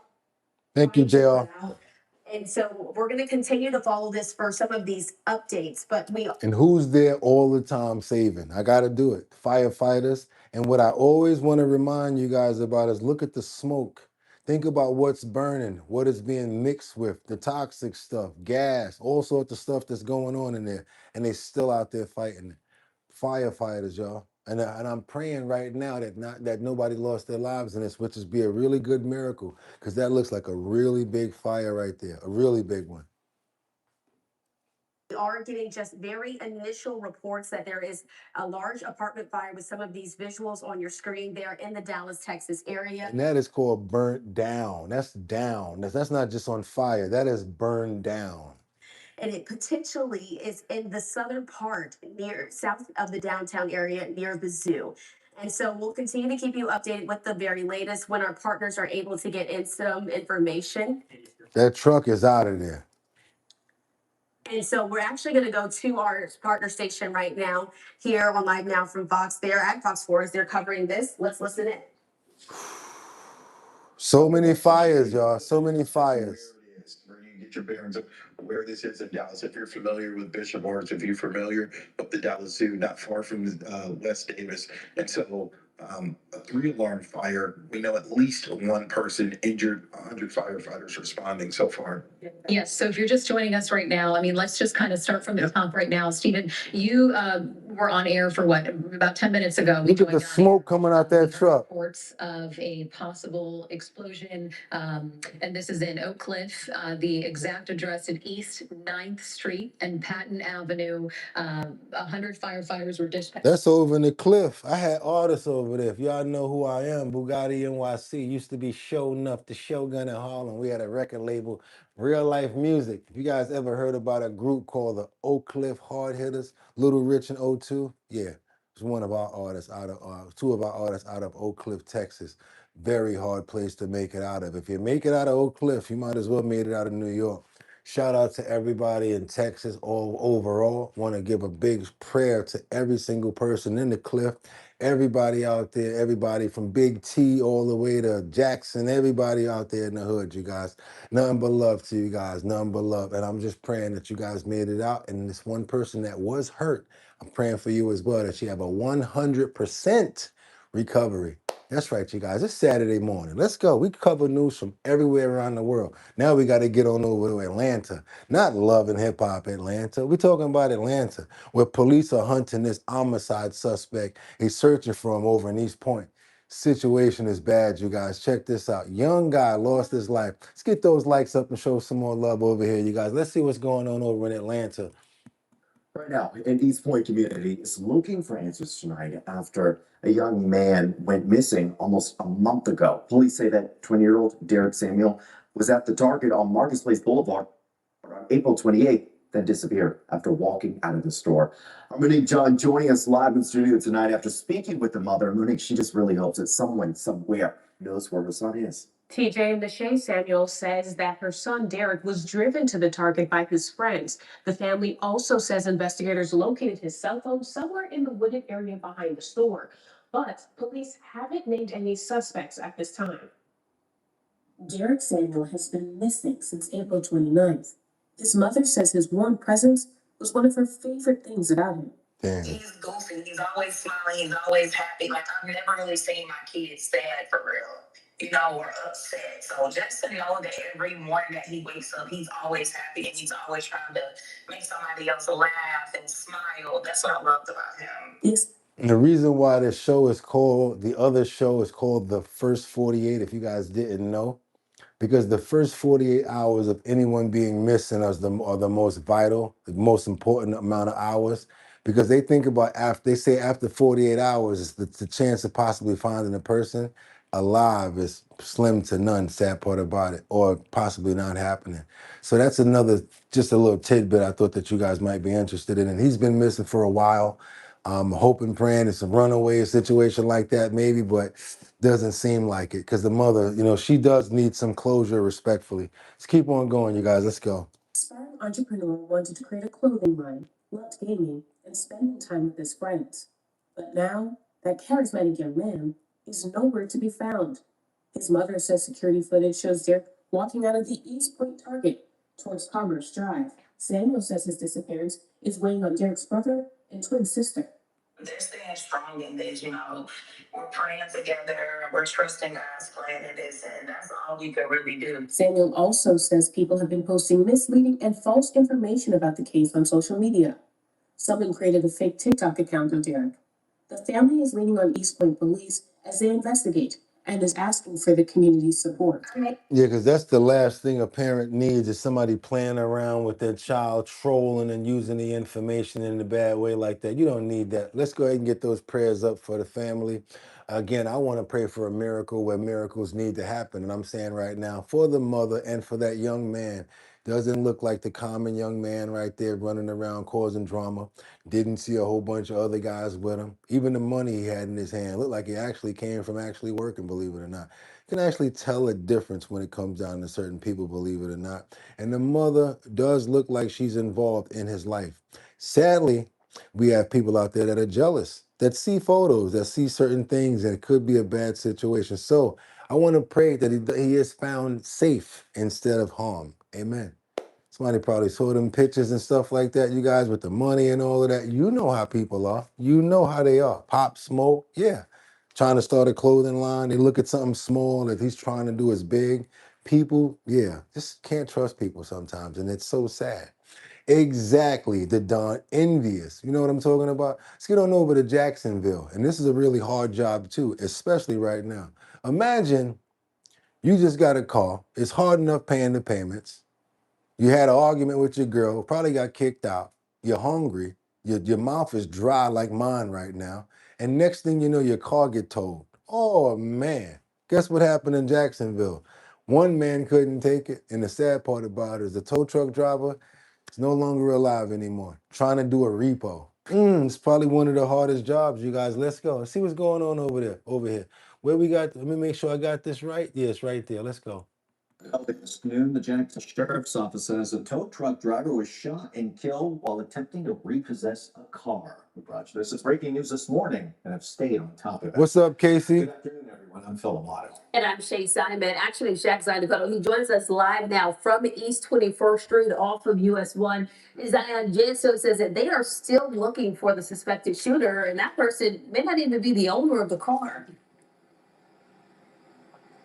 That's correct, Shay and Phil. We've been here since about the 5 o'clock hour this morning, bringing you this story live. And it was a much more He out there in Duval, y'all. active scene earlier this morning, but I want you to get a look at what this complex Sanctuary Walk looks like behind me. It's a lot emptier. It's a lot calmer right now. Again, JSO says that a repo man was here trying to repossess a vehicle when he got into a confrontation with the owner of the car, and then a suspected third person came out and shot the driver to death. A man who works across the street from the shooting site sent us this video from right after the incident. It was after 10 p.m. Tuesday night. The Jacksonville Sheriff's Office says a tow truck driver was repossessing a vehicle at the Sanctuary Walk apartment complex. The owner of the car came out and fought the driver when JSO says a suspected third person shot the driver. Jackson Fire and Rescue was requested, responded, and transported him to a local hospital where he later died from his injuries. Going back to work, and I'm working, and I hear like a bunch of gunshots. You hear like one set of gunshots, maybe about 3, and then like 10 seconds later, you hear like another 5, 7 gunshots. Wow. His granddaughter lives in this complex. He's a pest control service driver who also has affiliations with the tow truck industry. Not rational when a person gets up in the morning to go to work to know that this may be the day they get shot. According to the Florida Department of Agriculture, licensed recovery agents and recovery agent interns are prohibited from carrying guns while on private property and in the course of repossession activities. No way to self-defend yourself. We need to relook at the law and see if they can be amended. Christopher Calderon says he called in the tip about this shooting to Action News Jax. As someone who was incarcerated, he says self-control is key. Regulate your emotions. It's called dysregulation. Look it up online. There's free therapy stuff on YouTube. Here, come on. I mean, ramen and beans and rice. Ugh, man. I've had that food before. I ain't never going back. As to whether Rico will be more cautious on his service calls. And you said earlier, you fear no one but God. I fear no one but God. I state that for the record. There is no description of the suspect who is still at large. The name of the towing business involved is still unclear. Police say that this is an isolated incident. If you have any information, you are being asked to call JSO's non-emergency number. That is 904-630-0500. Or you can call Crime Stoppers to remain anonymous if you choose. And again, this scene is a lot less active. When we were here earlier this morning, we saw police looking at shell casing markers. There were people all over the complex looking at this scene and a crowd of police, but that has since dissipated this noon. Much more of this coming up later on Action. Yeah, because the man is over there now inside the car in the truck, and the people don't believe something stupid like that happened. Like, for what? For a freaking repo? Come on, bro. Now you really ain't gonna be driving nothing. You're gonna be driving nothing but a hard bargain trying to deal now, and made your life even more worse. Just totally messed up somebody else's life. He thinking, and it wasn't even a driver. So what are you, like some friend of his that's out there trying to justify something by powering a repo, man? That is crazy right there. No respect, man. Nothing like that. I want to pray for the family. I want to pray for the guy that lost his life. And we want to pray that they get justice for what just happened, because that's terrible right there. No one deserves to lose their life like that over a repo. Amen, you guys. That's worse than that road rage I'll be telling you guys about. Because road rage is bad, but a repo, I understand you got. Now, how about this? Only way you got your car repoed is because you ain't pay your tickets, or you ain't pay for your you didn't pay your monthly the bill that you're supposed to pay on that. And if you can't afford it, instead of repo, you need to go take that back. Just keep on moving forward, because Milwaukee ain't no better. Come on, Milwaukee. I know you up in here somewhere. We got 3 shootings in 3 hours. Y'all heard what I said. 3 shootings in 3 hours. And the police are searching for the man, and he's a 33-year-old. Come on, let's keep on moving forward, you guys, and double tap that screen to get these likes up. This fool, this is crazy right here. Let me see. Oh no, that's not it right there. We're gonna do this one. Yeah, 3 shootings in 3 hours. Breaking news overnight, Milwaukee police searching for the person who shot and killed a 33-year-old. It happened at 10:30 last night near 24th and Lapham on the city's southwest side. 12 News cameras at the scene show evidence markers in the street. And I told y'all, once it get hot, it's gonna go down. It's the summertime now. Y'all thought I was playing around. In the grass at nearby Rescue Park. You'll see officers canvassing that area with a canine and flashlights. Police say the person shot died at the scene. Right now, it's not clear what led up to the gunfire or who pulled the trigger. Milwaukee police are also investigating 2 separate non-deadly. No. Oh, you want to do those two? Let's do that, because it's more. Shootings on the city's north side. The first happened just before midnight near 49th and Hopkins Street. Police say a 39-year-old was shot and taken to the hospital. A second shooting happened around 1:15 near 40th and Center. A 33-year-old was shot and taken to the hospital there. Police are investigating what led up to both shootings and have not made any arrests. I know what led up to it. Ignorance and BS. That's the same thing that's leading up to it all over the world right now. Because guess what? Same crap is happening in Cincinnati. What they call that? The Natty? What they call that? The Natty, right? Naptown. What y'all got for me over here? Not all bad, but must be careful at all times. There was a shooting in my neighborhood this morning at like 2:30, 3 o'clock in the morning. They was doing the same thing over here. Same thing. Because when people go outside at nighttime, especially in the summer, they be having more alcohol in them. They be wanting to show out. And one thing I can't stand, one thing I really can't stand, is somebody that's showing out for women. Like, you a punk, bro, like trying to show out just because you want to show off or whatever like that. Can't stand nobody like that. Almost as much as I can't stand a bully. Almost as much as I can't stand a bully. Also, you know, you got a lot of these stick-up boys out here tonight at the nighttime too. Out here waiting to see who got the jewelry on in the party like this with one drink, nursing the drink, doing this, watching where you're going and what you're doing. As soon as you go to your car, give me that. Oh yeah, stick up kids is out the tax. You think they ain't out here? Okay. Got the girls setting the fellas up, all types of crazy stuff. Liberty and justice. Bottom line, here daily, 6 o'clock. Become part of the family. Become a member. Your name will look great in green. That's right. With one of those gloves, you're right about that, Liberty. Your name will look great in green. Also, subscribe to the channel because we're going to keep on moving. It's Saturday, you guys. Let's go. Let's keep on moving forward. We got this situation over in, are we here yet? Are we doing it? Sad situation here. Cincinnati and Pleasant Hill. We got one 27-year-old who powed a 17-year-old man and an employee and a customer who was shopping was also lost their life. That's right, the teen was injured during his grocery store powing. Anybody know about this? What's going on out here? Because this is crazy. It was around 4:30 Monday afternoon when Pleasant Hill police say they received calls of a shooting at Price Chopper. We could see that there was people on the ground, but we thought just someone maybe got hit by a car. Police say a 27-year-old man from Pleasant Hill shot a 17-year-old employee at the grocery store and a 45-year-old woman from Johnson County, Missouri, who was shopping there. A police officer pulled in behind us, and he jumped out of the car, kind of ran to the suspects. Got him cuffed. Police recovering a bolt-action rifle from the scene. Seeing it all play out like that, it just makes it more real, more devastating. This doesn't happen in Pleasant Hill. This is not the norm. Many in Pleasant Hill still in shock. City officials tell us this was the first fatal shooting in the city since the mid-2000s. This is a horrible situation. It's not something that we would that we want to see in Pleasant Hill, and just prayers go out to all the family. They said a bolt action. I'm talking about bolt action rifle. That's crazy right there, you guys. That's crazy. Yes, want to pray for the victims in this tragedy. Yes, this is the section right here. We got to get through this. We're going to be doing a lot of praying, a lot of showing love and respect because we got to get it out the way. And I'm just want to show you guys right now that it's not only happening in one place. It's happening all over America. So I have to pray for America, period. All Americans, all citizens, I got to pray for you. Because it's not just the people that's actually doing these things. We got innocent bystanders, we have children, and we have so many other people that's being victimized by these tragedies.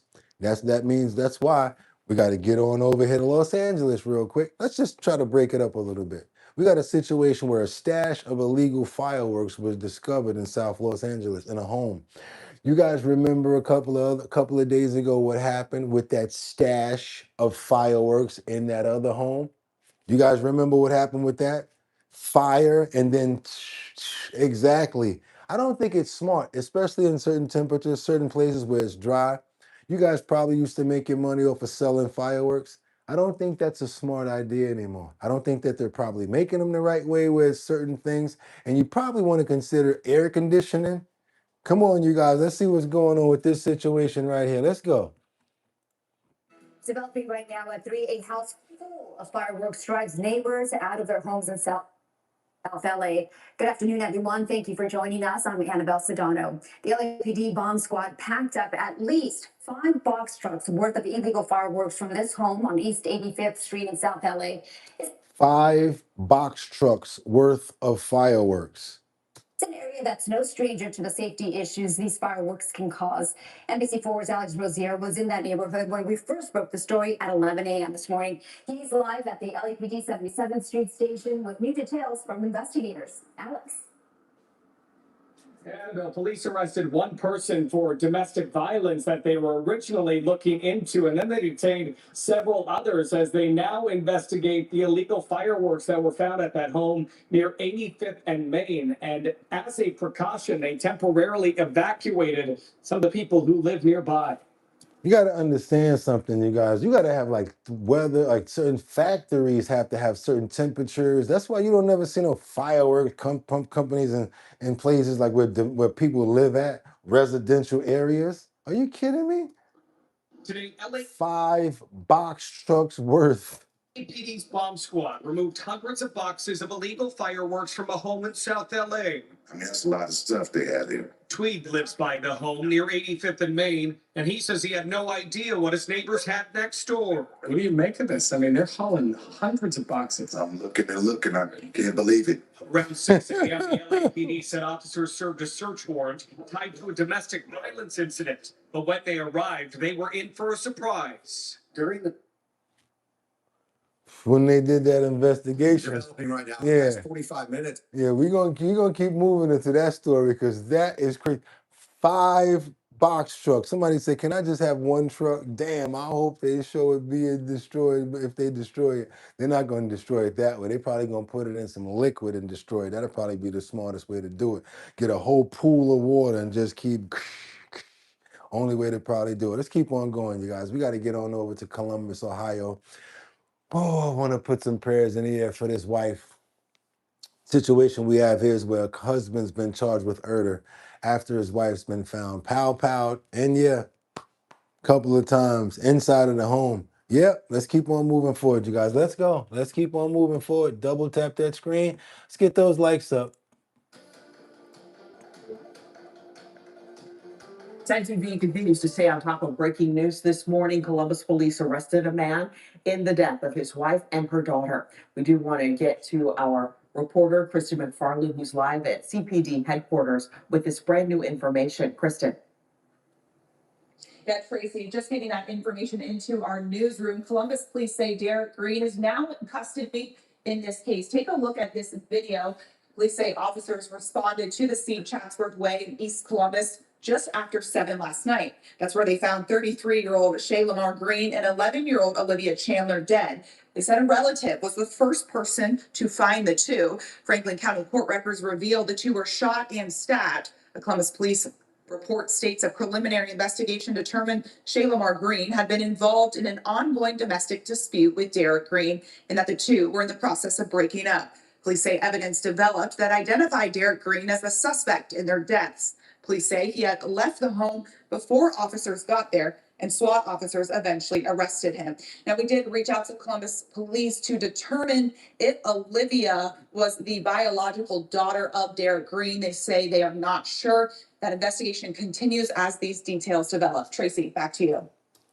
Yeah, so it's not even, it's in Ohio. Yeah, I told you we go everywhere, you guys. They go everywhere. And yes, I want to pray for the mother as well as the daughter. Both of them lost their lives in this tragedy, you guys. As you see, Cincinnati, Milwaukee, New York, we went to Texas. We go all over, you guys, and look what we finding. Everywhere. The heat is on. It's stressful out there.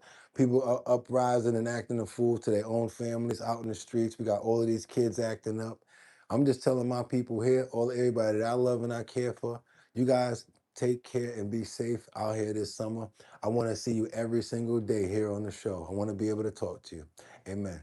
Let's keep on going, you guys, because it's back to school when it comes down to Boston, Massachusetts. I think this is a good thing. Increasing the education for law enforcement, the recruits in Massachusetts. I don't think that this should just only be in Massachusetts. The only thing about it is, now that they smarten up, they're going to want more dough. I'm talking about police officers.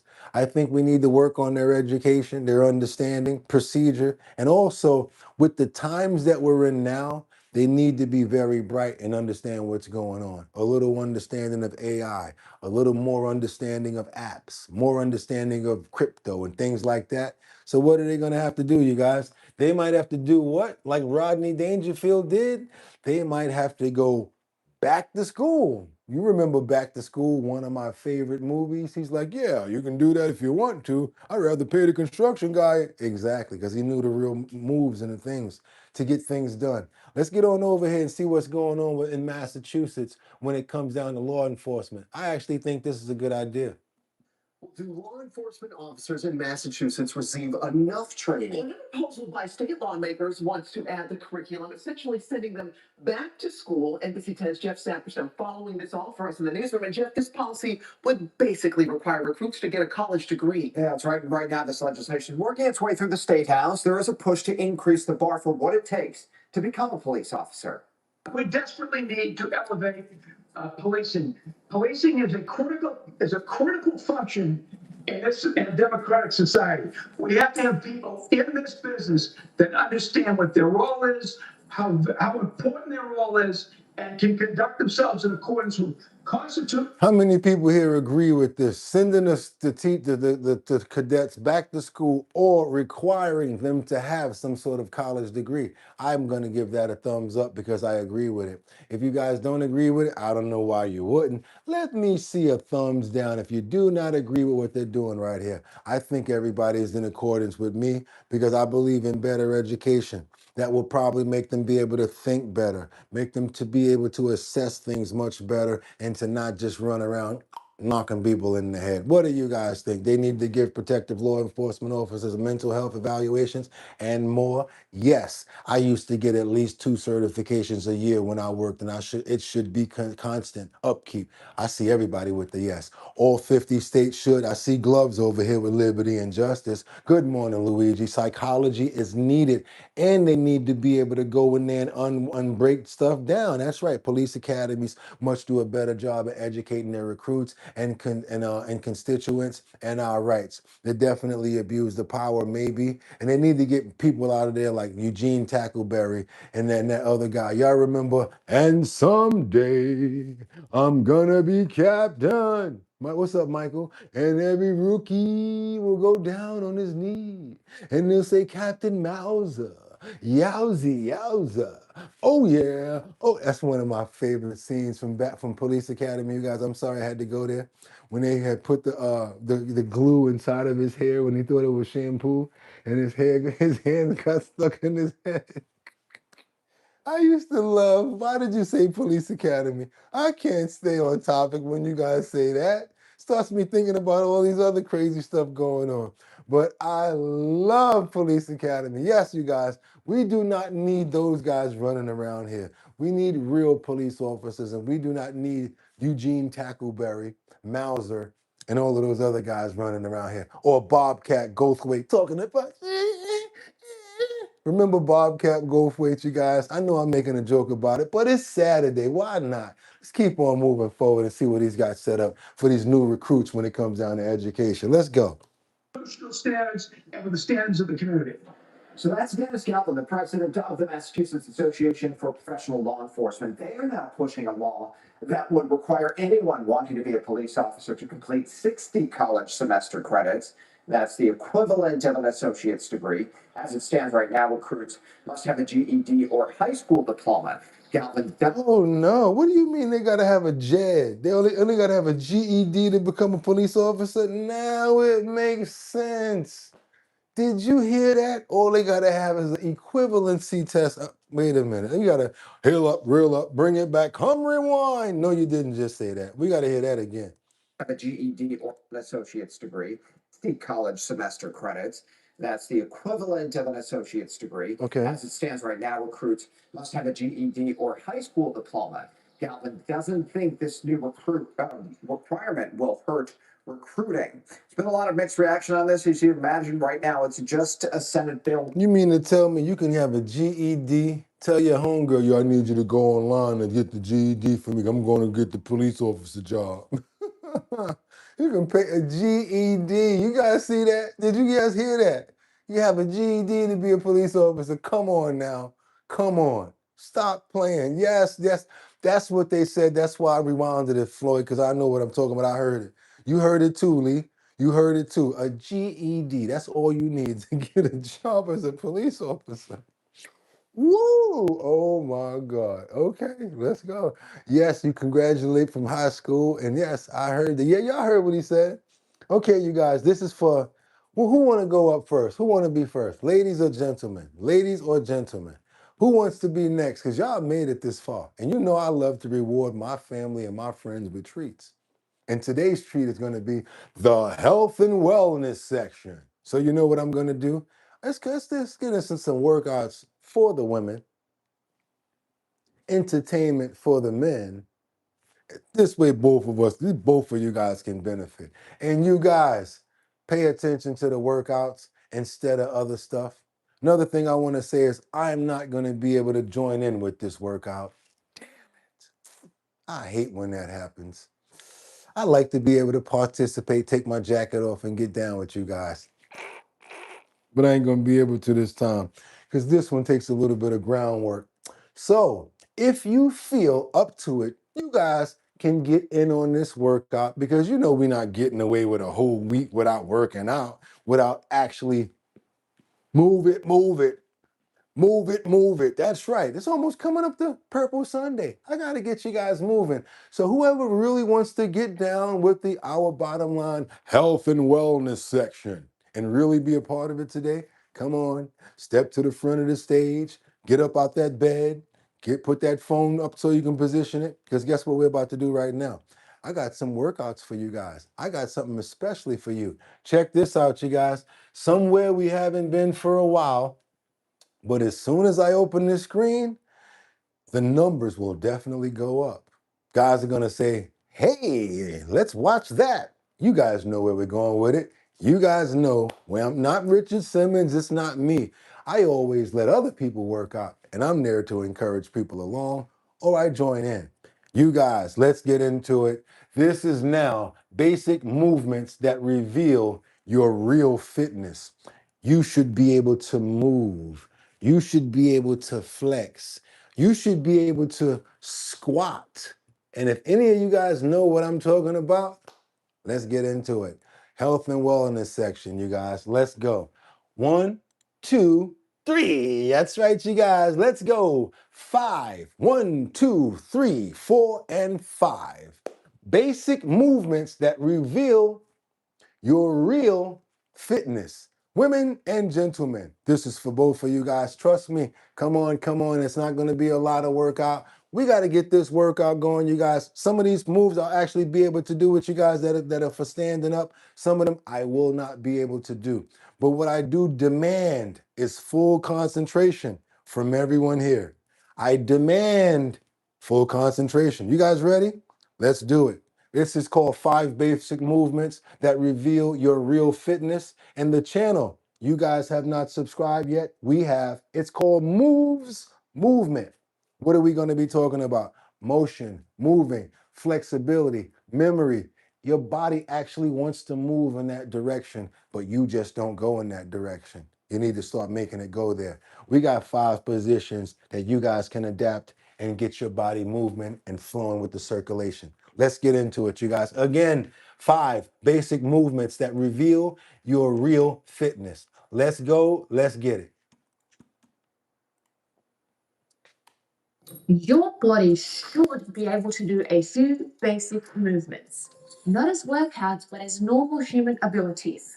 Things like deep squatting, rotating the spine, standing on one leg, opening the hips, and moving across the ground. But most adults slowly lose these abilities without even realizing it. So today, we're going to test your body. This isn't a workout, this is a movement test. I'm going to give you 5 movements that reveal how well your body actually functions. Now, if something feels difficult or unstable, that doesn't mean that something's wrong. It simply means that your body hasn't been spending time in that position because the body adapts to what you ask of it. So follow along and see how you score. Movement number 1, the deep squat hold. I want you to drop into a deep squat.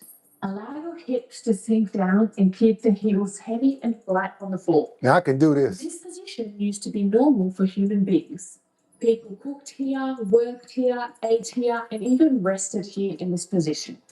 Now, if you can do this position with your heels flat and your legs flat and your feet flat, you're actually doing good. And if you can't, you need to work on it because it's just a basic form of standing. I'm telling you, that's right. Do it. Let's go. Let's see. Most people sit in chairs all day long, and as a result, they lose the ability to squat. If you've been told not to work out, doctor doesn't recommend it, don't do it. You know how we do over here. Not trying to get anybody hurt. The squat tells you a lot about your body. Ankles, hips, spine all need to be working together in unison to allow you to drop comfortably into this position. Now, if your heels lift, widen your stance and place a small wedge or a book under your heels so the position is easier. You can even hold onto something for support like a chair or a pole. To progress this movement, if it feels too easy, slowly shift side to side and play around with different stances and foot position. Movement number 2, standing spinal rotations. Stand tall and rotate slowly from side to side. Your spine is designed to rotate. Walking uses rotation, running uses rotation, reaching, throwing, turning, all of these require rotation. But most training programs only move forward and backward. When rotation disappears, the spine becomes stiff and fragile. You feel that? We want to keep our spine healthy and fluid.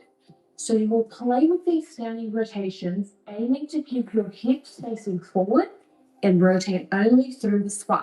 Everything you're doing is good. Bending, farting, back cracking, it's good. Trust me, let it happen. Another way you can do this is to make it more challenging by doing it in a squat. Movement 3, the single leg balance reach. You're going to stand on one leg, reach forward slowly. Balance is one of the clearest signals of nervous system health. If the body shakes here, Whoa. that's your nervous system learning to stabilize the joint. Did you hear what she said? If your body shakes while you're doing this, that's your nervous system figuring out how to work the joint. That's a good thing.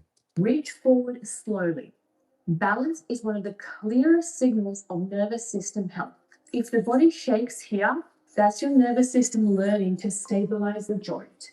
It also exposes lack of foot stability and strength, which is something that really influences knee and hip pain. Because if your feet are weak and not stable, it will travel up the chain. You can regress this movement by lightly tapping the opposite foot on the floor. And you can progress the movement by closing your eyes and doing it like that. Movement 4, the glute bridge hold. You're going to drive through your heels and lift the hips. Strong hips protect the lower back from pain. When the hips and the glutes stop working, the lower back takes over.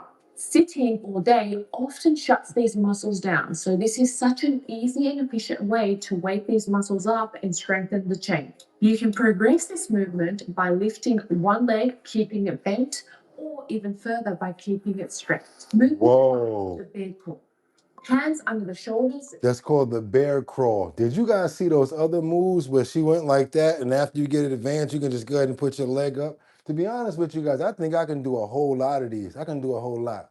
That's one, I'm telling you, it is fun, right? I can do a whole lot of these. Let's go back real quick a little bit to get these over again, because it's gonna go by pretty fast. Let's do this one and start this one all over again. Yeah, I'm gonna do it too. Stabilize the joint. It also exposes lack of foot stability and strength, which is something that really influences. That's a hard one. That's a hard one. If your feet are weak and not stable, it will travel up the chain. You can regress this movement by lightly tapping the opposite foot on the floor. And you can progress the movement by closing your eyes and doing it like that. Movement 4, the glute bridge hold. You're going to drive through your heels and lift the hips. Strong hips protect the lower back from pain. All right, you guys, I want to get you a chance to do it. Now she's got her back flat on the ground, arms perfectly down, hands are flat like this on the sides, all palms, foot palms, hand palms, all directly flat on the ground. As you guys can see, it's all coming to one level straight across. And as many as you can, if you can, you can. If you can't, you can't. Or as far as you can go. The more you do it, the more muscle memory, the better you'll get as you keep going. Let's keep on going. The hips and the glutes stop working, the lower back takes over. Sitting all day often shuts these muscles down, so this is such an easy and efficient way to wake these muscles up and strengthen the chain. You can progress this movement by lifting one leg, keeping it bent, or even further by keeping it straight. Movement 5, the bear crawl. Hands under the shoulders, knees hovering, move slowly forward. Crawling reconnects the entire body. It uses the shoulders, the hips, and the core and allows your body to coordinate with itself. This is you. Did you see that right there? I'm not going to try it, but I've never even thought about something like that. I mean, I'll do it, but Lord have mercy. Hold on a minute. Hold on a minute.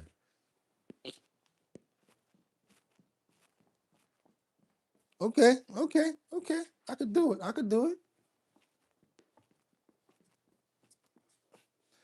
Now, you know it's not good to see a man on all fours back down like that, especially not a black man. If you guys want to make up a joke, y'all could have got me with that. But thank you so much, Jordan Dowdy.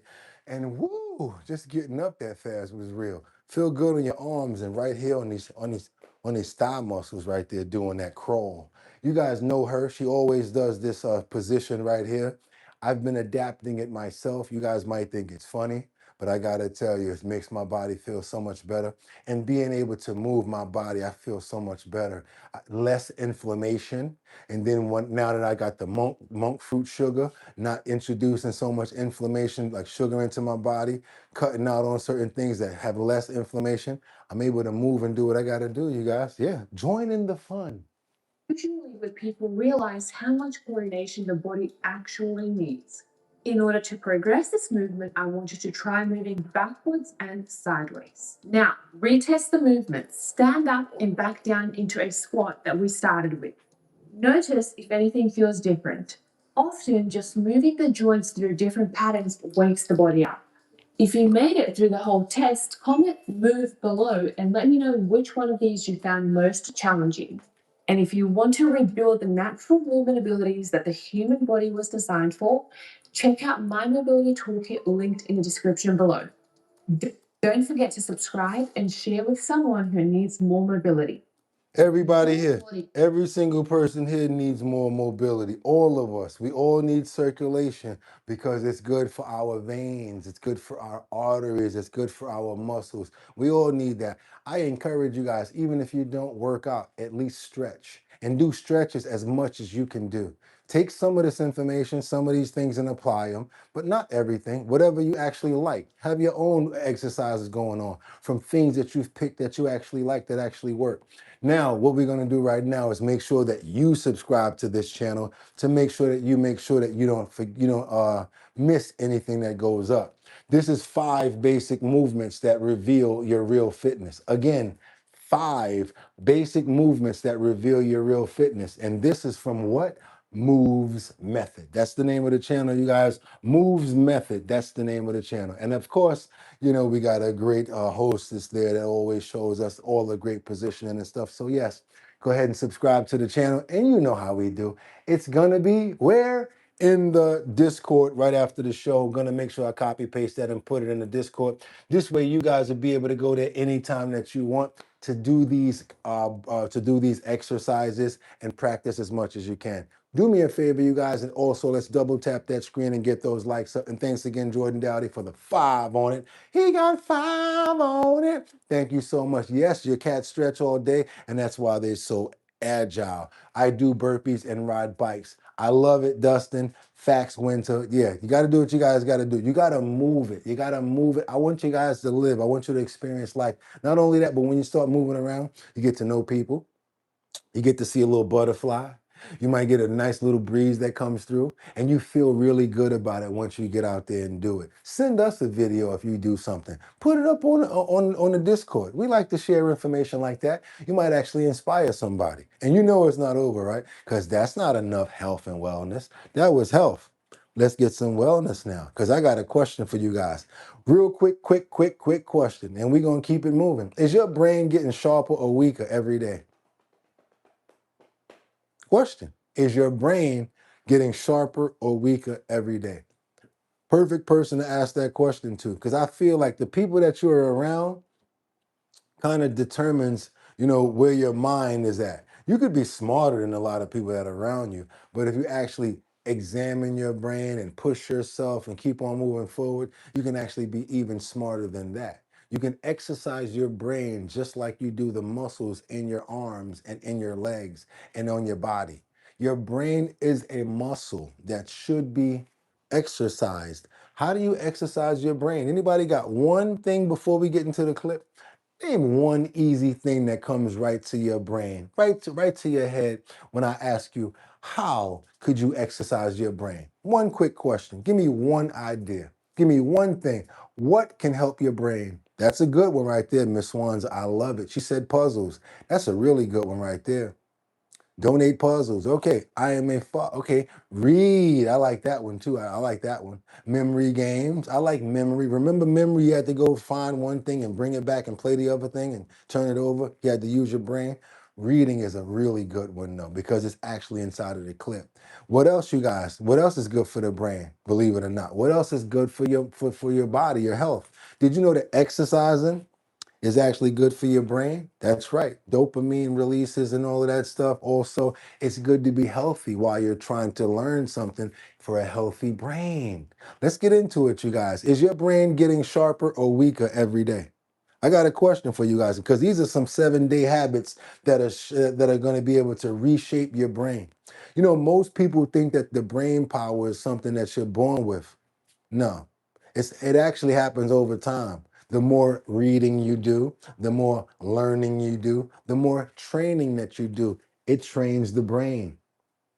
I train myself to do this every single day over a certain amount of years and a certain amount of time. Thank you so much.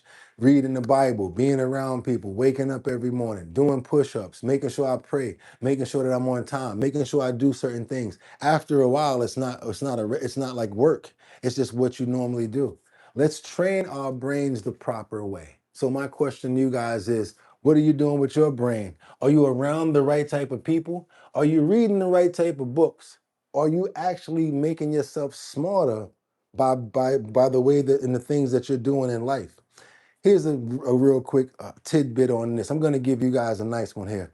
This is 7-day habits that are reshaping your brain right now. And these are seven habits that could reshape your brain, whether it comes from the surroundings that you're around with the people, whether it's reading, like you guys already said, sharpening your mind with books, puzzles, biographies, and many different things. Let's see what we can do to sharpen our brains, because you might think that you're on one level and you just, oh, this person's just so smart. But the more you learn, the better you get. People are not born geniuses. They learn, and it's by a way of training your brain. So let's figure out a way that we can train our brains, or try to figure out what have we done to train our brains in other ways. Let's go. We got these 7 daily habits that are reshaping your brain right now. Check it out. Let's go. Or getting weaker every single day. The scary part is most people slowly damage their focus, memory, emotional intelligence, and discipline without even realizing it.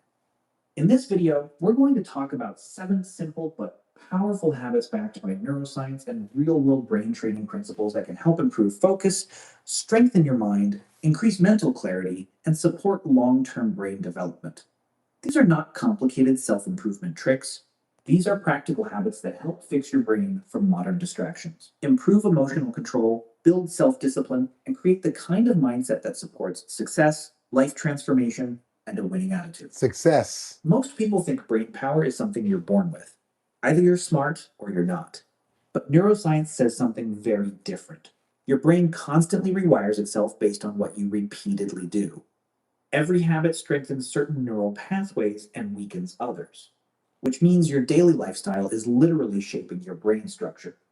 If your days are filled with endless scrolling, low attention span content, poor sleep, stress, and lack of discipline, your brain adapts to distraction. But if your life contains focus, learning, emotional control, movement, deep thinking, and intentional habits, your brain adapts to strength. Doesn't that kind of just make basic sense? That's why some people become mentally sharp while others constantly feel mentally tired even when they're young. So let's talk about the habits that actually sharpen your brain. Habit 1, train your focus like a muscle. One of the biggest reasons people feel mentally weak today is because their attention span is getting destroyed. Most people can't focus on one thing for more than a few minutes without checking notifications. Because we need to be entertained, and we're so used to being entertained so fast by swiping and doing stuff that we always have certain things that are so readily available to us. What we need to do is just pick one thing, stick to that topic, and don't even swipe while you're doing that. When's the last time you actually did that? Focused on one thing for a whole hour or two and not even looked at your phone. Whoa, sound crazy, don't it? Opening another tab, or grabbing their phone. And this matters more than people think. Focus is not just about productivity. Focus is directly connected to brain development, memory, emotional regulation, learning speed, and decision making. Every time your attention jumps between multiple things, your brain pays a switching cost.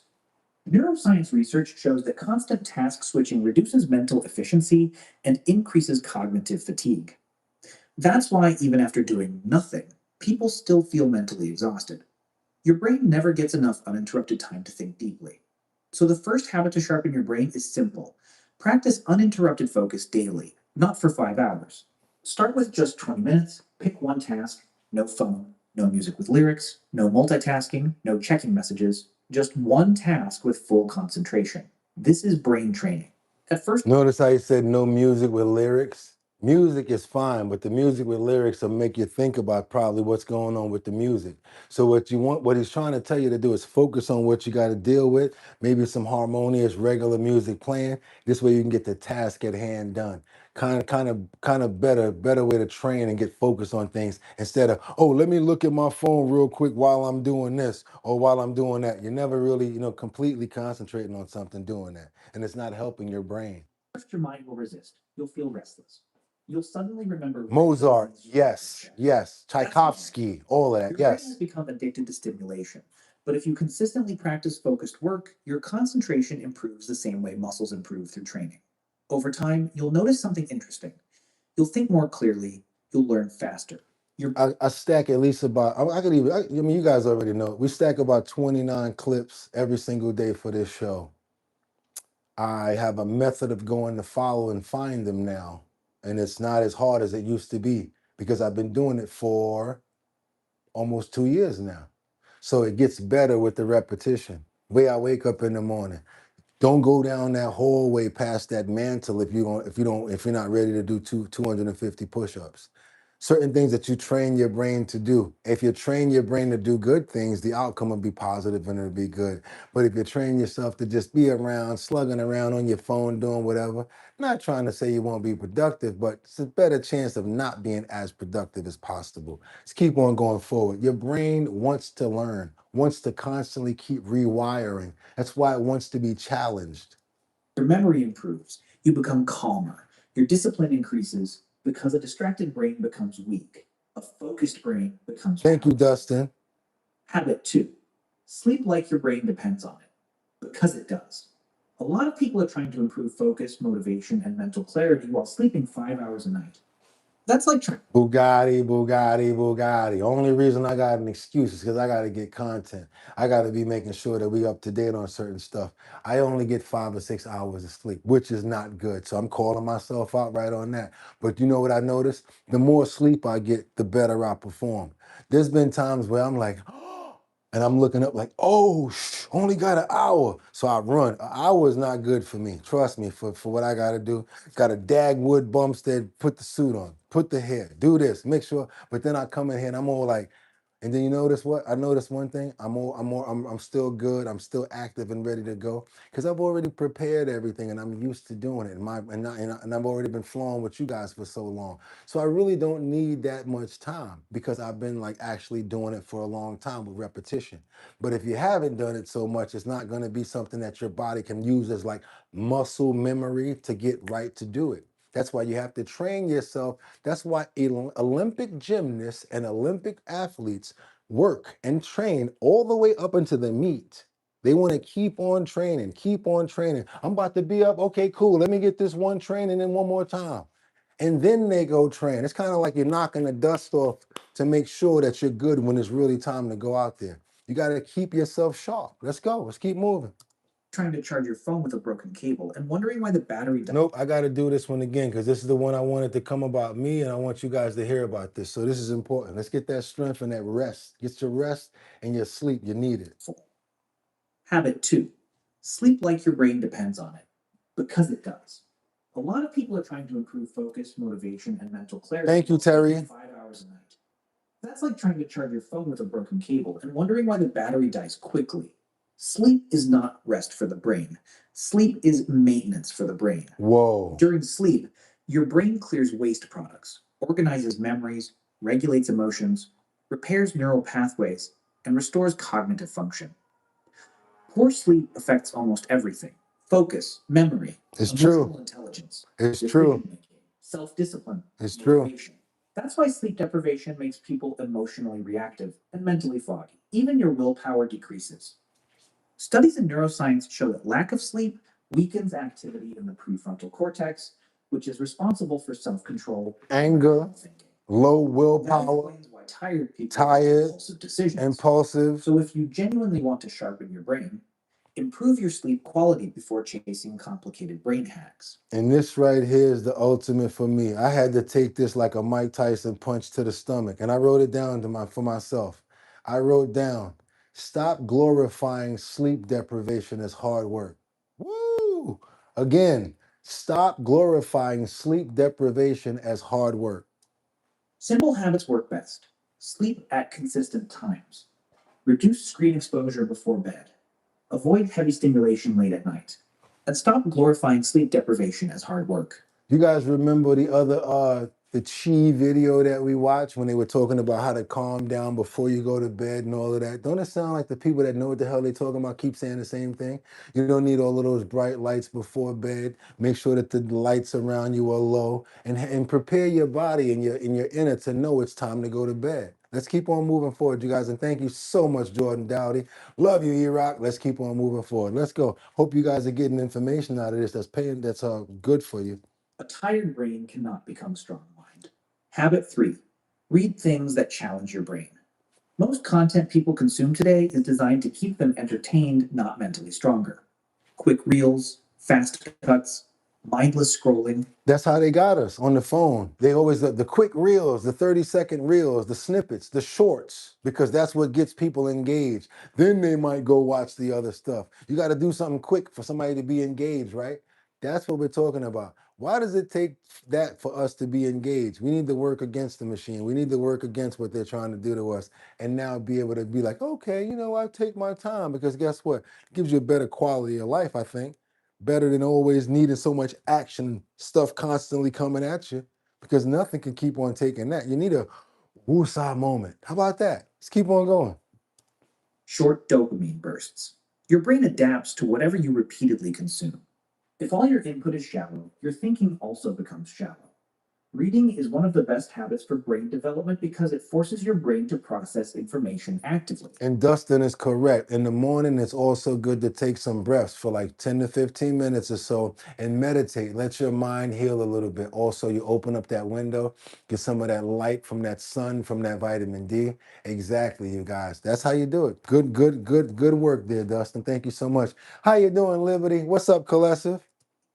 It improves memory, focus, comprehension, imagination, and analytical thinking. But the important part is this: read things slightly above your comfort level.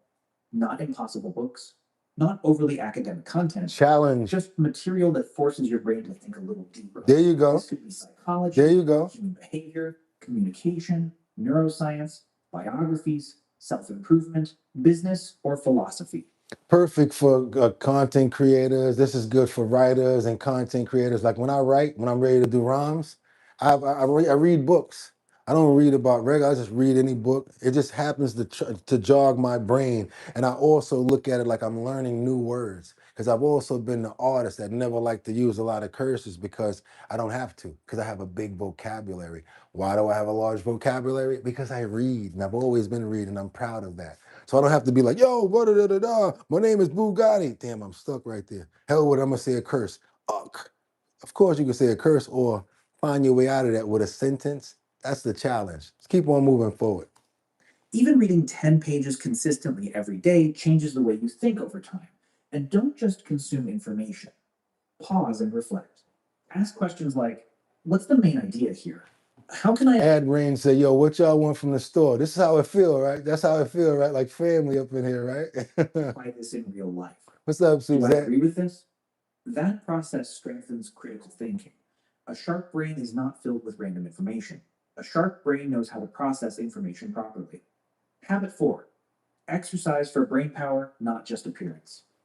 A lot of people think exercise is mainly for physical fitness. Nope. But exercise is one of the most powerful forms of brain training. Movement directly affects brain chemistry. Physical activity increases blood flow to the brain and supports the release of chemicals linked to memory, learning, and mental clarity. That's one reason people often think more clearly after a walk or workout.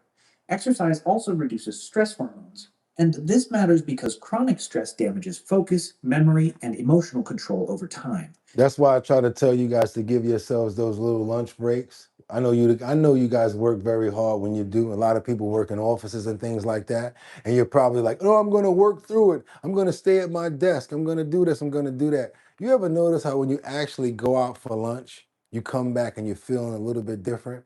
Like there's just something that changes. Like even if you go out just to go get your lunch yourself, it's just like a different feeling. Because you've actually been outside, you've experienced something different from what you've been doing. It's kind of a reset for your mind. You need that. The same way I need a vacation. Yeah, we need vacations too. Why? Because when you vacation, it gives your body and your mind a break from everything. And you actually come back better. That's why I say those small vacations are really good. Find ways to have small vacations, please, even if it's in the tub. You don't need extreme workouts. You don't need to become a fitness influencer. Simple, consistent movement is enough. Walking, strength training, running, cycling, sports, yoga, anything that gets your body moving consistently. Morning 20 to 30 minutes daily can improve mood. Morning stretches, the ones that we have here, the one I just showed you. And the reason why I actually did show you guys that, because those little moves right there are good for our morning stretches. And it's something that's going to be beneficial to us. Focus and cognitive performance. And there's another important thing. Exercise builds self-discipline. Every time you move despite laziness, you strengthen your ability to act without depending on motivation. Yeah. That ability affects every area of life. Success often comes less from intelligence alone and more from consistent disciplined action. I don't like working out, but I like bragging about the results. Being 100% honest. I love the bragging results, but I don't like working out. How'd that go for you? And exercise trains exactly that. Habit 5. Protect your brain from constant dopamine overload. Modern life is designed to hijack your attention. Apps compete for your focus. Videos get shorter and faster. Notifications never stop. And slowly, normal life starts feeling boring. You never notice how you get stuck there? 2 hours. Like, how was I on my phone for 2 hours just doing this? You ever been on your phone so long that the battery about to die? Come on, y'all. Let's tell the truth on each other right now. Let's tell it. Let's tell it. You be like this, and then you wonder why your eyes bad because you've been looking at that little text like this for about 2 hours straight. You look up and you're like, yeah, you got to cut it out. We got to kind of force yourself away from the phone. You ever have to force your way, like, get that damn thing out of here? Yeah, I'm admitting it first. This is one of the biggest I'm admitting people it. struggle with focus. I'm admitting it. Today. Their brain has become overstimulated. I'm admitting it. When your brain constantly receives high levels of dopamine from endless entertainment, simple, productive activities start feeling mentally difficult. Reading feels slow. Studying feels painful. Working feels boring. Not because your brain is broken, because your brain adapted to instant stimulation. So what I do when I take my lunch break, that I look forward to every single day, I take a real lunch break for a half hour or to an hour. And boy, it sounds crazy. You know what I do? I actually leave my phone in the office. And then I go for that lunch break, then I come back. That's why one of the best habits to fix your brain is reducing unnecessary dopamine overload. You don't need to become extreme. You don't need to throw away your phone, but you do need boundaries. Stop consuming stimulation every free second. Allow moments of silence. Sit without entertainment sometimes. Take walks without scrolling. Eat without videos. Work without constantly switching tabs. Your brain needs recovery from overstimulation. And I also want to ask you guys a question, and I'm going to give you something to use against yourself right now. I'm going to give you something to use against yourself. When you do set your phone down to eat, I want you to say to yourself, what? I'm not entertaining enough. I got to look at this phone all the time. I'm the ish here. I own that phone. You feel me? How about that? How about put the phone down and be like, how about we concentrate on me right now? Real talk. Start off like that. And I know, yeah, we want to make sure my daughter this and my family that. We're not talking about ignoring emergencies, but we use our phone way, way too much. I'm a perfect example of it. Let's go. And when you reduce excessive dopamine input, something powerful happens. Your focus returns, your motivation stabilizes, your mind feels calmer.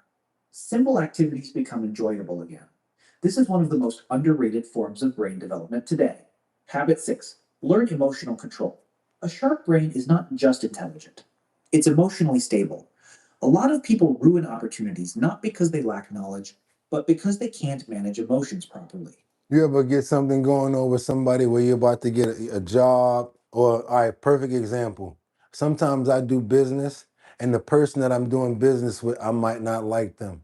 Could be a boss, it could be a coworker. Let's say you at work and you know better, but you getting in a fight with the coworker and you have a physical fight.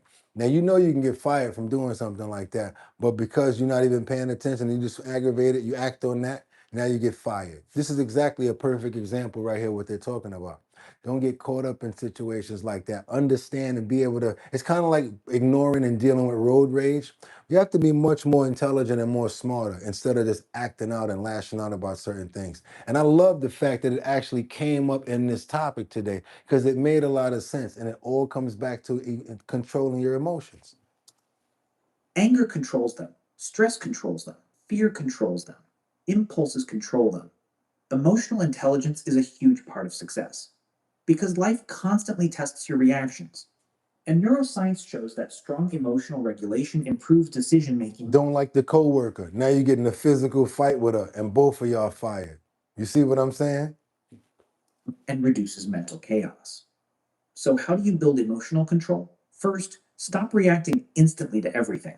Most emotional damage happens in automatic reactions. Someone says something, you immediately explode. Something stressful happens.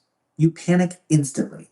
Instead, I got hundreds of people, thousands of me looking at me sometimes. So I really got to pay attention and make sure I know what I'm saying because you never know who you're going to pee off. So again, it actually trains me like, yo, Boogotti, think about what you're saying before you talk because you might pee somebody off. You might have somebody agree with you, but also think about that other person too. That's helped me to be able to talk to you guys and be able to express myself, honestly. create a pause. Even a few seconds changes brain activity. That small pause gives your rational brain time to catch up with emotional impulses. Second, learn to observe your emotions instead of becoming them. Instead of saying, Thank you, "I'm Darnell. angry," try thinking, "I notice anger." That small mental shift creates distance. You stop becoming controlled by emotions and start observing them more objectively. And third, improve your physical state. Poor sleep, stress, overstimulation, and lack of exercise make emotional control much harder. That's why all these habits connect together. A strong mind is built through systems, not isolated tricks. Habit 7. Practice consistency more than motivation. This might be the most important habit. Consistency more than motivation because some days you might not be motivated.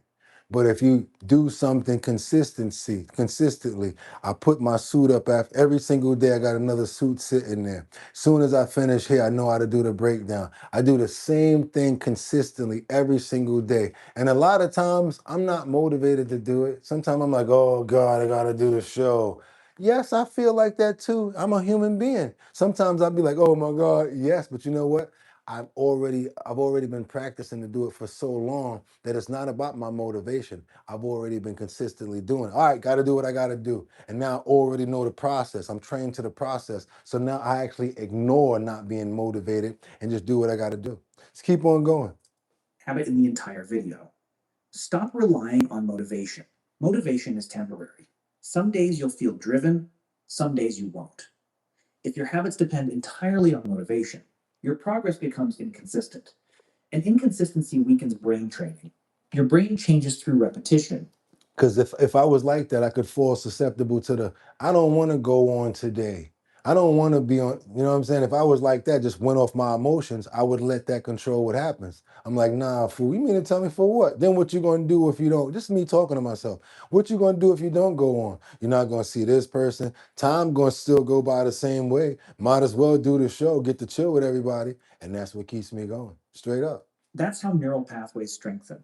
Small repeated actions matter more than rare intense efforts. Routine, there you go. Pages daily beats reading 100. Jolena, routine. Exercising 20 minutes daily beats one extreme workout followed by 2 weeks of inactivity. Focused work daily beats random bursts of productivity. Consistency creates identity. Eventually, your brain starts seeing these actions as normal behavior instead of forced effort. That's when discipline becomes easier. People with a winning attitude are usually not superhuman. They simply trained themselves to keep showing up repeatedly. And over time, those repetitions completely transformed their mindset, confidence, focus, and life. Look at that. That is real self improvement, not motivational quotes, not temporary hype. daily habits repeated long enough to reshape the brain itself. Your brain And is you can use the motivation, of course. You can use the motivation, but if the motivation's not there, think about it. You're not always motivated to do something. But if you're repetition, if you got to go to the job to get paid, if you got to do, you know what I'm saying, certain things that you have to do, that's a process. Yeah, but now what we got to do is stop looking at things like that and try to make part of our lives just like that. Not just off of motivation, but because of routine, because of consistency and flowing. always adapting. The question is, what is it adapting to? Distraction or focus? Impulses or discipline? Overstimulation or clarity? Weak habits or strong habits? You do not need perfect genetics to sharpen your brain. You need better daily patterns. And I would say the people that are around you too, like we get influenced from each other. I'm gonna keep it a buck with you. If I know some people that I know when I talk to them, their conversation is like low energy, low vibe, and not bringing really nothing to the table, but just BS. I really I stay away from that. I'm gonna be honest about that. I'm not conceited or nothing like that, but that's not where I'm at with my life, and I don't want that energy bringing me down. Especially if they're always arguing, always aggravated. I don't need that. I need to be around positive people. Focus deeply, sleep properly, read challenging things, exercise consistently, reduce dopamine overload, build emotional intelligence, and practice consistency even when motivation disappears. Do these long enough, and you won't just notice better focus. You'll notice life transformation.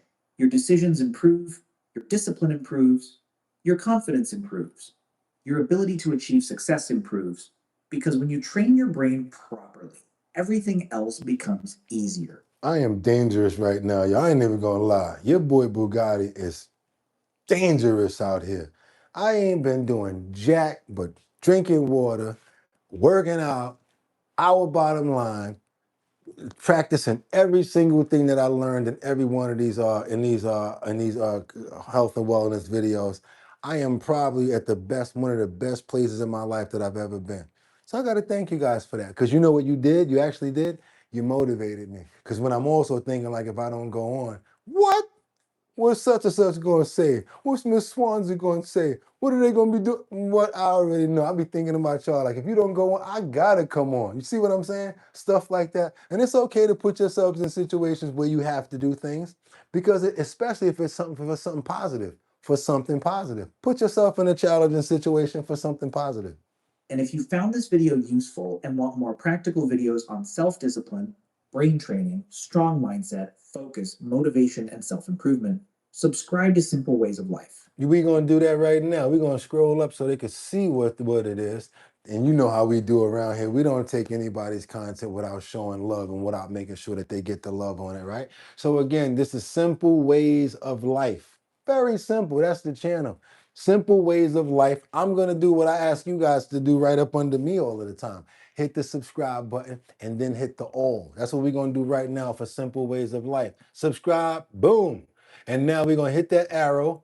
And then we're going to hit the all to make sure that we get all notifications from Simple Ways of Life. So now I got a whole nother arsenal that I can pick from when it comes down to health and wellness. That's how I look at that. Also, that video is going to be inside of our Discord, just like the one from yesterday. You guys, if you have not joined the Our Bottom Line Discord, tell them, Liberty, what are you waiting for? Nothing but family over there. You guys, I need you to start putting up more stuff over there.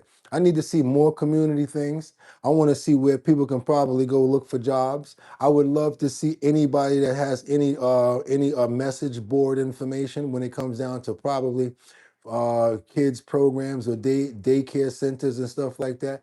Let's use our Discord the way that we always said that we're going to use it. Don't just put up pictures of the dogs and stuff like that. I'm talking about in your state. Yes, all of you guys, you got different things going on. Share it with us, and maybe somebody else can use that information. If you know any shelters, or maybe you know some places that are doing giving out food and things like that, share that information. What's the name of the church? Yeah, everywhere around the world, wherever you're looking at right now, looking at me from, put that information in our Discord, because somebody can use it.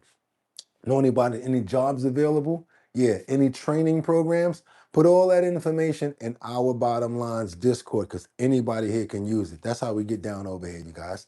And it ain't over. It ain't over. Thought you ain't like the beat. Oh, groove me. It ain't over because I love pit bulls and you know we ain't going out like that. Check this out. We got one pit bull and he's so cute. I gotta say it myself. He's been in there over 300 days and he finally got somebody to come and get him. And you know what, you guys? I look at people that come and get these strays as angels. I love this situation right here because he definitely deserved it. He was in there for over 600 days. I'm sorry, to be correct. That is, wow. That's over almost 2 years right there for this one dog to be inside the shelter. So they thought that they'd make a big program and see if they could find somebody to possibly foster him so that he can be outside in the world to see if he can find a home. Let's get into this video right here that's being provided to us by the Dodo.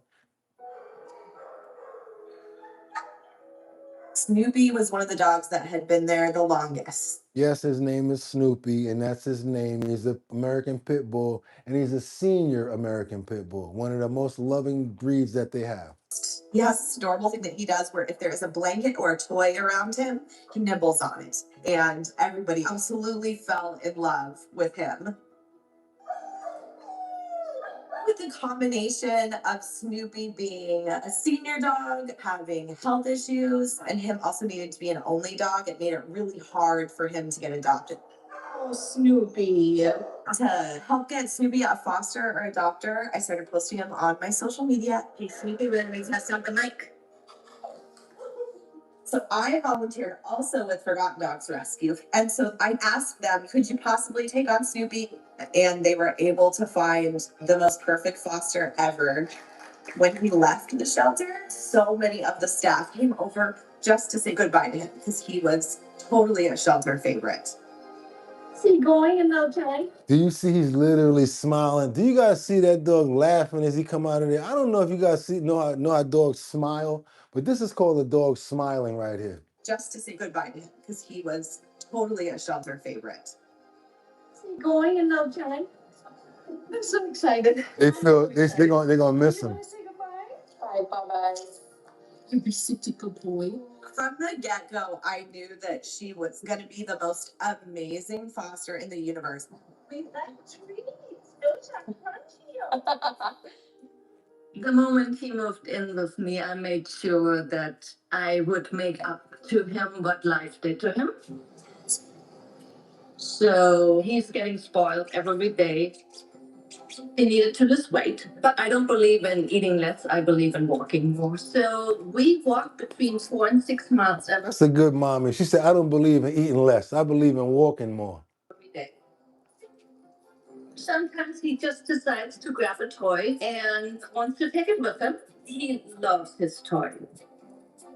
When he sucks on the toys, we call it nip-nips. I knew he was gonna be mine. Snoopy turned into a foster fail. Impacted my life so much with him being so positive and happy. I call it the So yes, he wound up being a foster fail, y'all. Snoopy effect because that's just the kind of guy he is. That's right, you guys. Special thanks to Snoopy, Julia, and Andrea. Julia Rasan too. Cruisers_mom. Forgotten Dogs Rescue. You hear that, you guys? It's called the Forgotten Dogs Rescue. Again, Forgotten Dogs Rescue. That's Instagram, Forgotten Dogs Rescue. And we also got some more information over here. Benton-Franklin Humane Society. Go get a dog at the Benton/Franklin Humane Society. Go get a dog, go get a cat, go get whatever's in there. Get them up out of there. If you can't keep it, be a foster. I'm trying to set y'all up. Because I know once y'all get one of them animals out of there, y'all gonna be just like Miss Swanza. She thought she was gonna have one.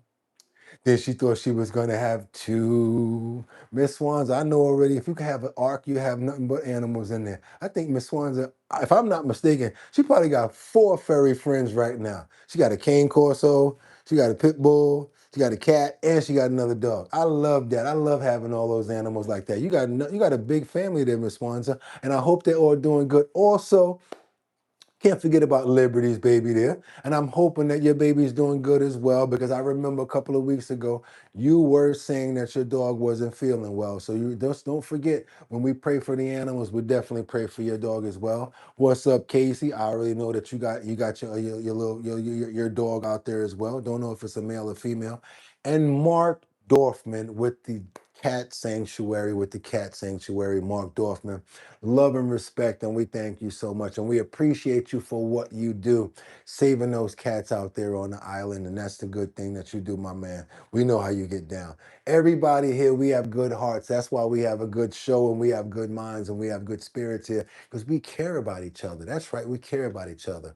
And guess what, you guys? You know what else we got going on? The Show Your Talent search. That's the talent search that we're going to be doing in Manhattan, Bronx, Brooklyn, Queens, and Staten Island. And we're not going to just be doing it in liquor stores. We're going to be in restaurants, all sorts of hookah bars, and tattoo shops now. With who? My DJ. That's my DJ Don Dada. You guys know her formerly as Donna Marie Lombardi from Black Ink. Nope, she's the DJ now, and we be doing it. We do our thing.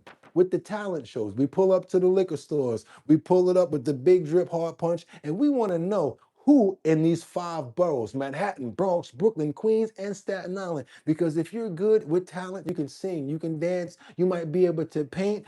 Boom, you can make $250 in your borough. We want 6 people, 5 boroughs, plus 1 person over here to compete. And then after you guys all compete, we're going to put you all up against each other. That's right, to see if you're going to win $1,000. I'm your host, Boogotti NYC. And if you guys want to be a part of the Show Your Talent search, go over to drinkbigdrip.com. That's right, you guys, www.drinkbigdrip.com. Let me show you how to spell it. That's 2 G's and 2 P's. It's coming up next month. Special announcement coming as well. Big Drip Hard Punch, 14% volume by alcohol by volume. So you got to be 21 years old if you go to the website. So go to the website, put your information in, and if you want to get lit, like Miss Swanza says, you got to drink Big Drip. Let's double tap that screen and get those likes up, you guys, because you know what we're about to do.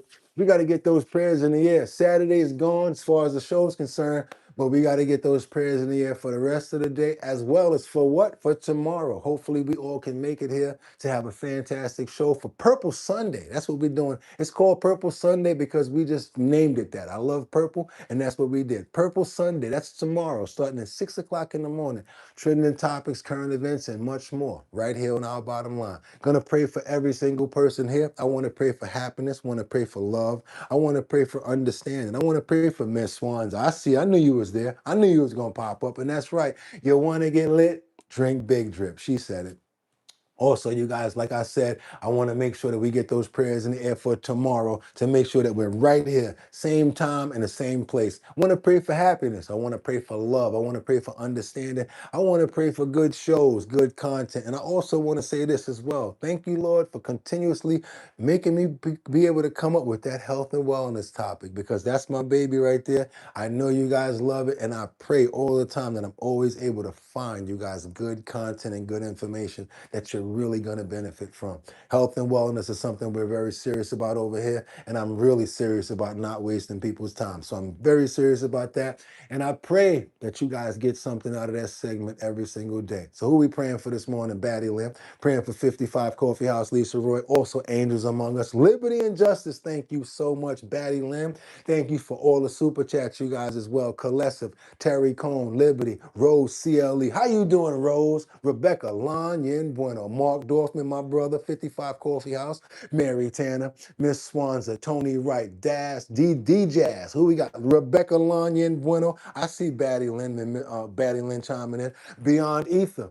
Who else we got up in here? Miss Keisha, Sweet RV, Winter Rising. There you go, Jelena. Terry Cohn. How you been, Terry? God bless you. We pray for you every single day, even when you're not here. Hope you know that. Seagraph 9797, Kamuka.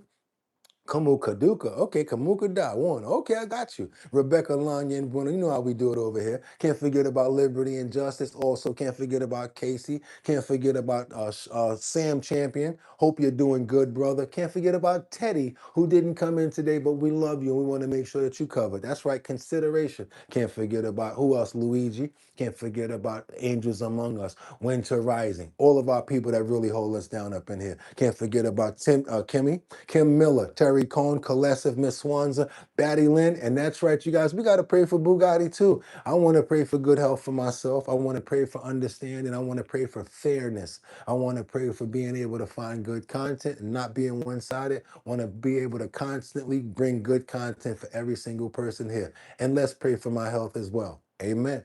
With that being said, y'all know what's up. Tomorrow's Sunday. We call it Purple Sunday over here. So if you haven't got your little purple emblem or whatever, go on over to the website, or you can go right up under me right now. You can go right up under me right now. I think it's like, what, $2 or something like that to get a decal. We've got the decals, our bottom line. Show your support. That's right, we normally give them out, but I want to see how many of you guys actually are go ahead and spring $3 for one of our decals. It's not expensive. Go anywhere else, they're about $7. And as far as our keychains, probably the cheapest ones we got out, what are they, like $4 or something like that? Go anywhere else, they're probably 12. We don't get down like that over here. We do things for each other. Sometimes we give them out, sometimes we sell them. Today, we're selling them, and they're right up under me. $3 or $4, not even that much. Probably can get both of these for under $10. It's your boy Boogotti NYC. Always tell you guys to show love to each other, show massive respect, and thank God for another day. Because he didn't have to wake us up this morning. Why do I wear a suit? Why am I doing this? Because God woke me up this morning, and the fact that you guys came here to chill with me, I find that important, and I love to come here every single day. And thank you guys for inspiring me, even on my off days when I'm not ready to work, when I feel like I'm down and I can't do it, because I know there's a mission and there's people out there that need this information. And I thank you guys for giving me the inspiration. So with that being said, I want to make sure that we're good. Amen. And that's it, you guys. See you guys tomorrow, 6 o'clock in the morning, same location, our bottom line. And if you haven't joined the Discord, what are you waiting for? That chat don't stop. It keeps going. And I appreciate you too, Kalesa. That chat don't stop. Go on over to our bottom line Discord. Keep it going, because we got the best Discord so far. And with that being said, y'all could have went anywhere. But the fact of the matter that y'all came here to chill with me on Saturday, I appreciate you. Do something good. Go to the park. Drink some water. Do something different today. Experience life, because you got another day. Might not be promised tomorrow. So every single day we get, we need to appreciate it and live it to the fullest. Get 'em! Peace. See you guys in the morning. 6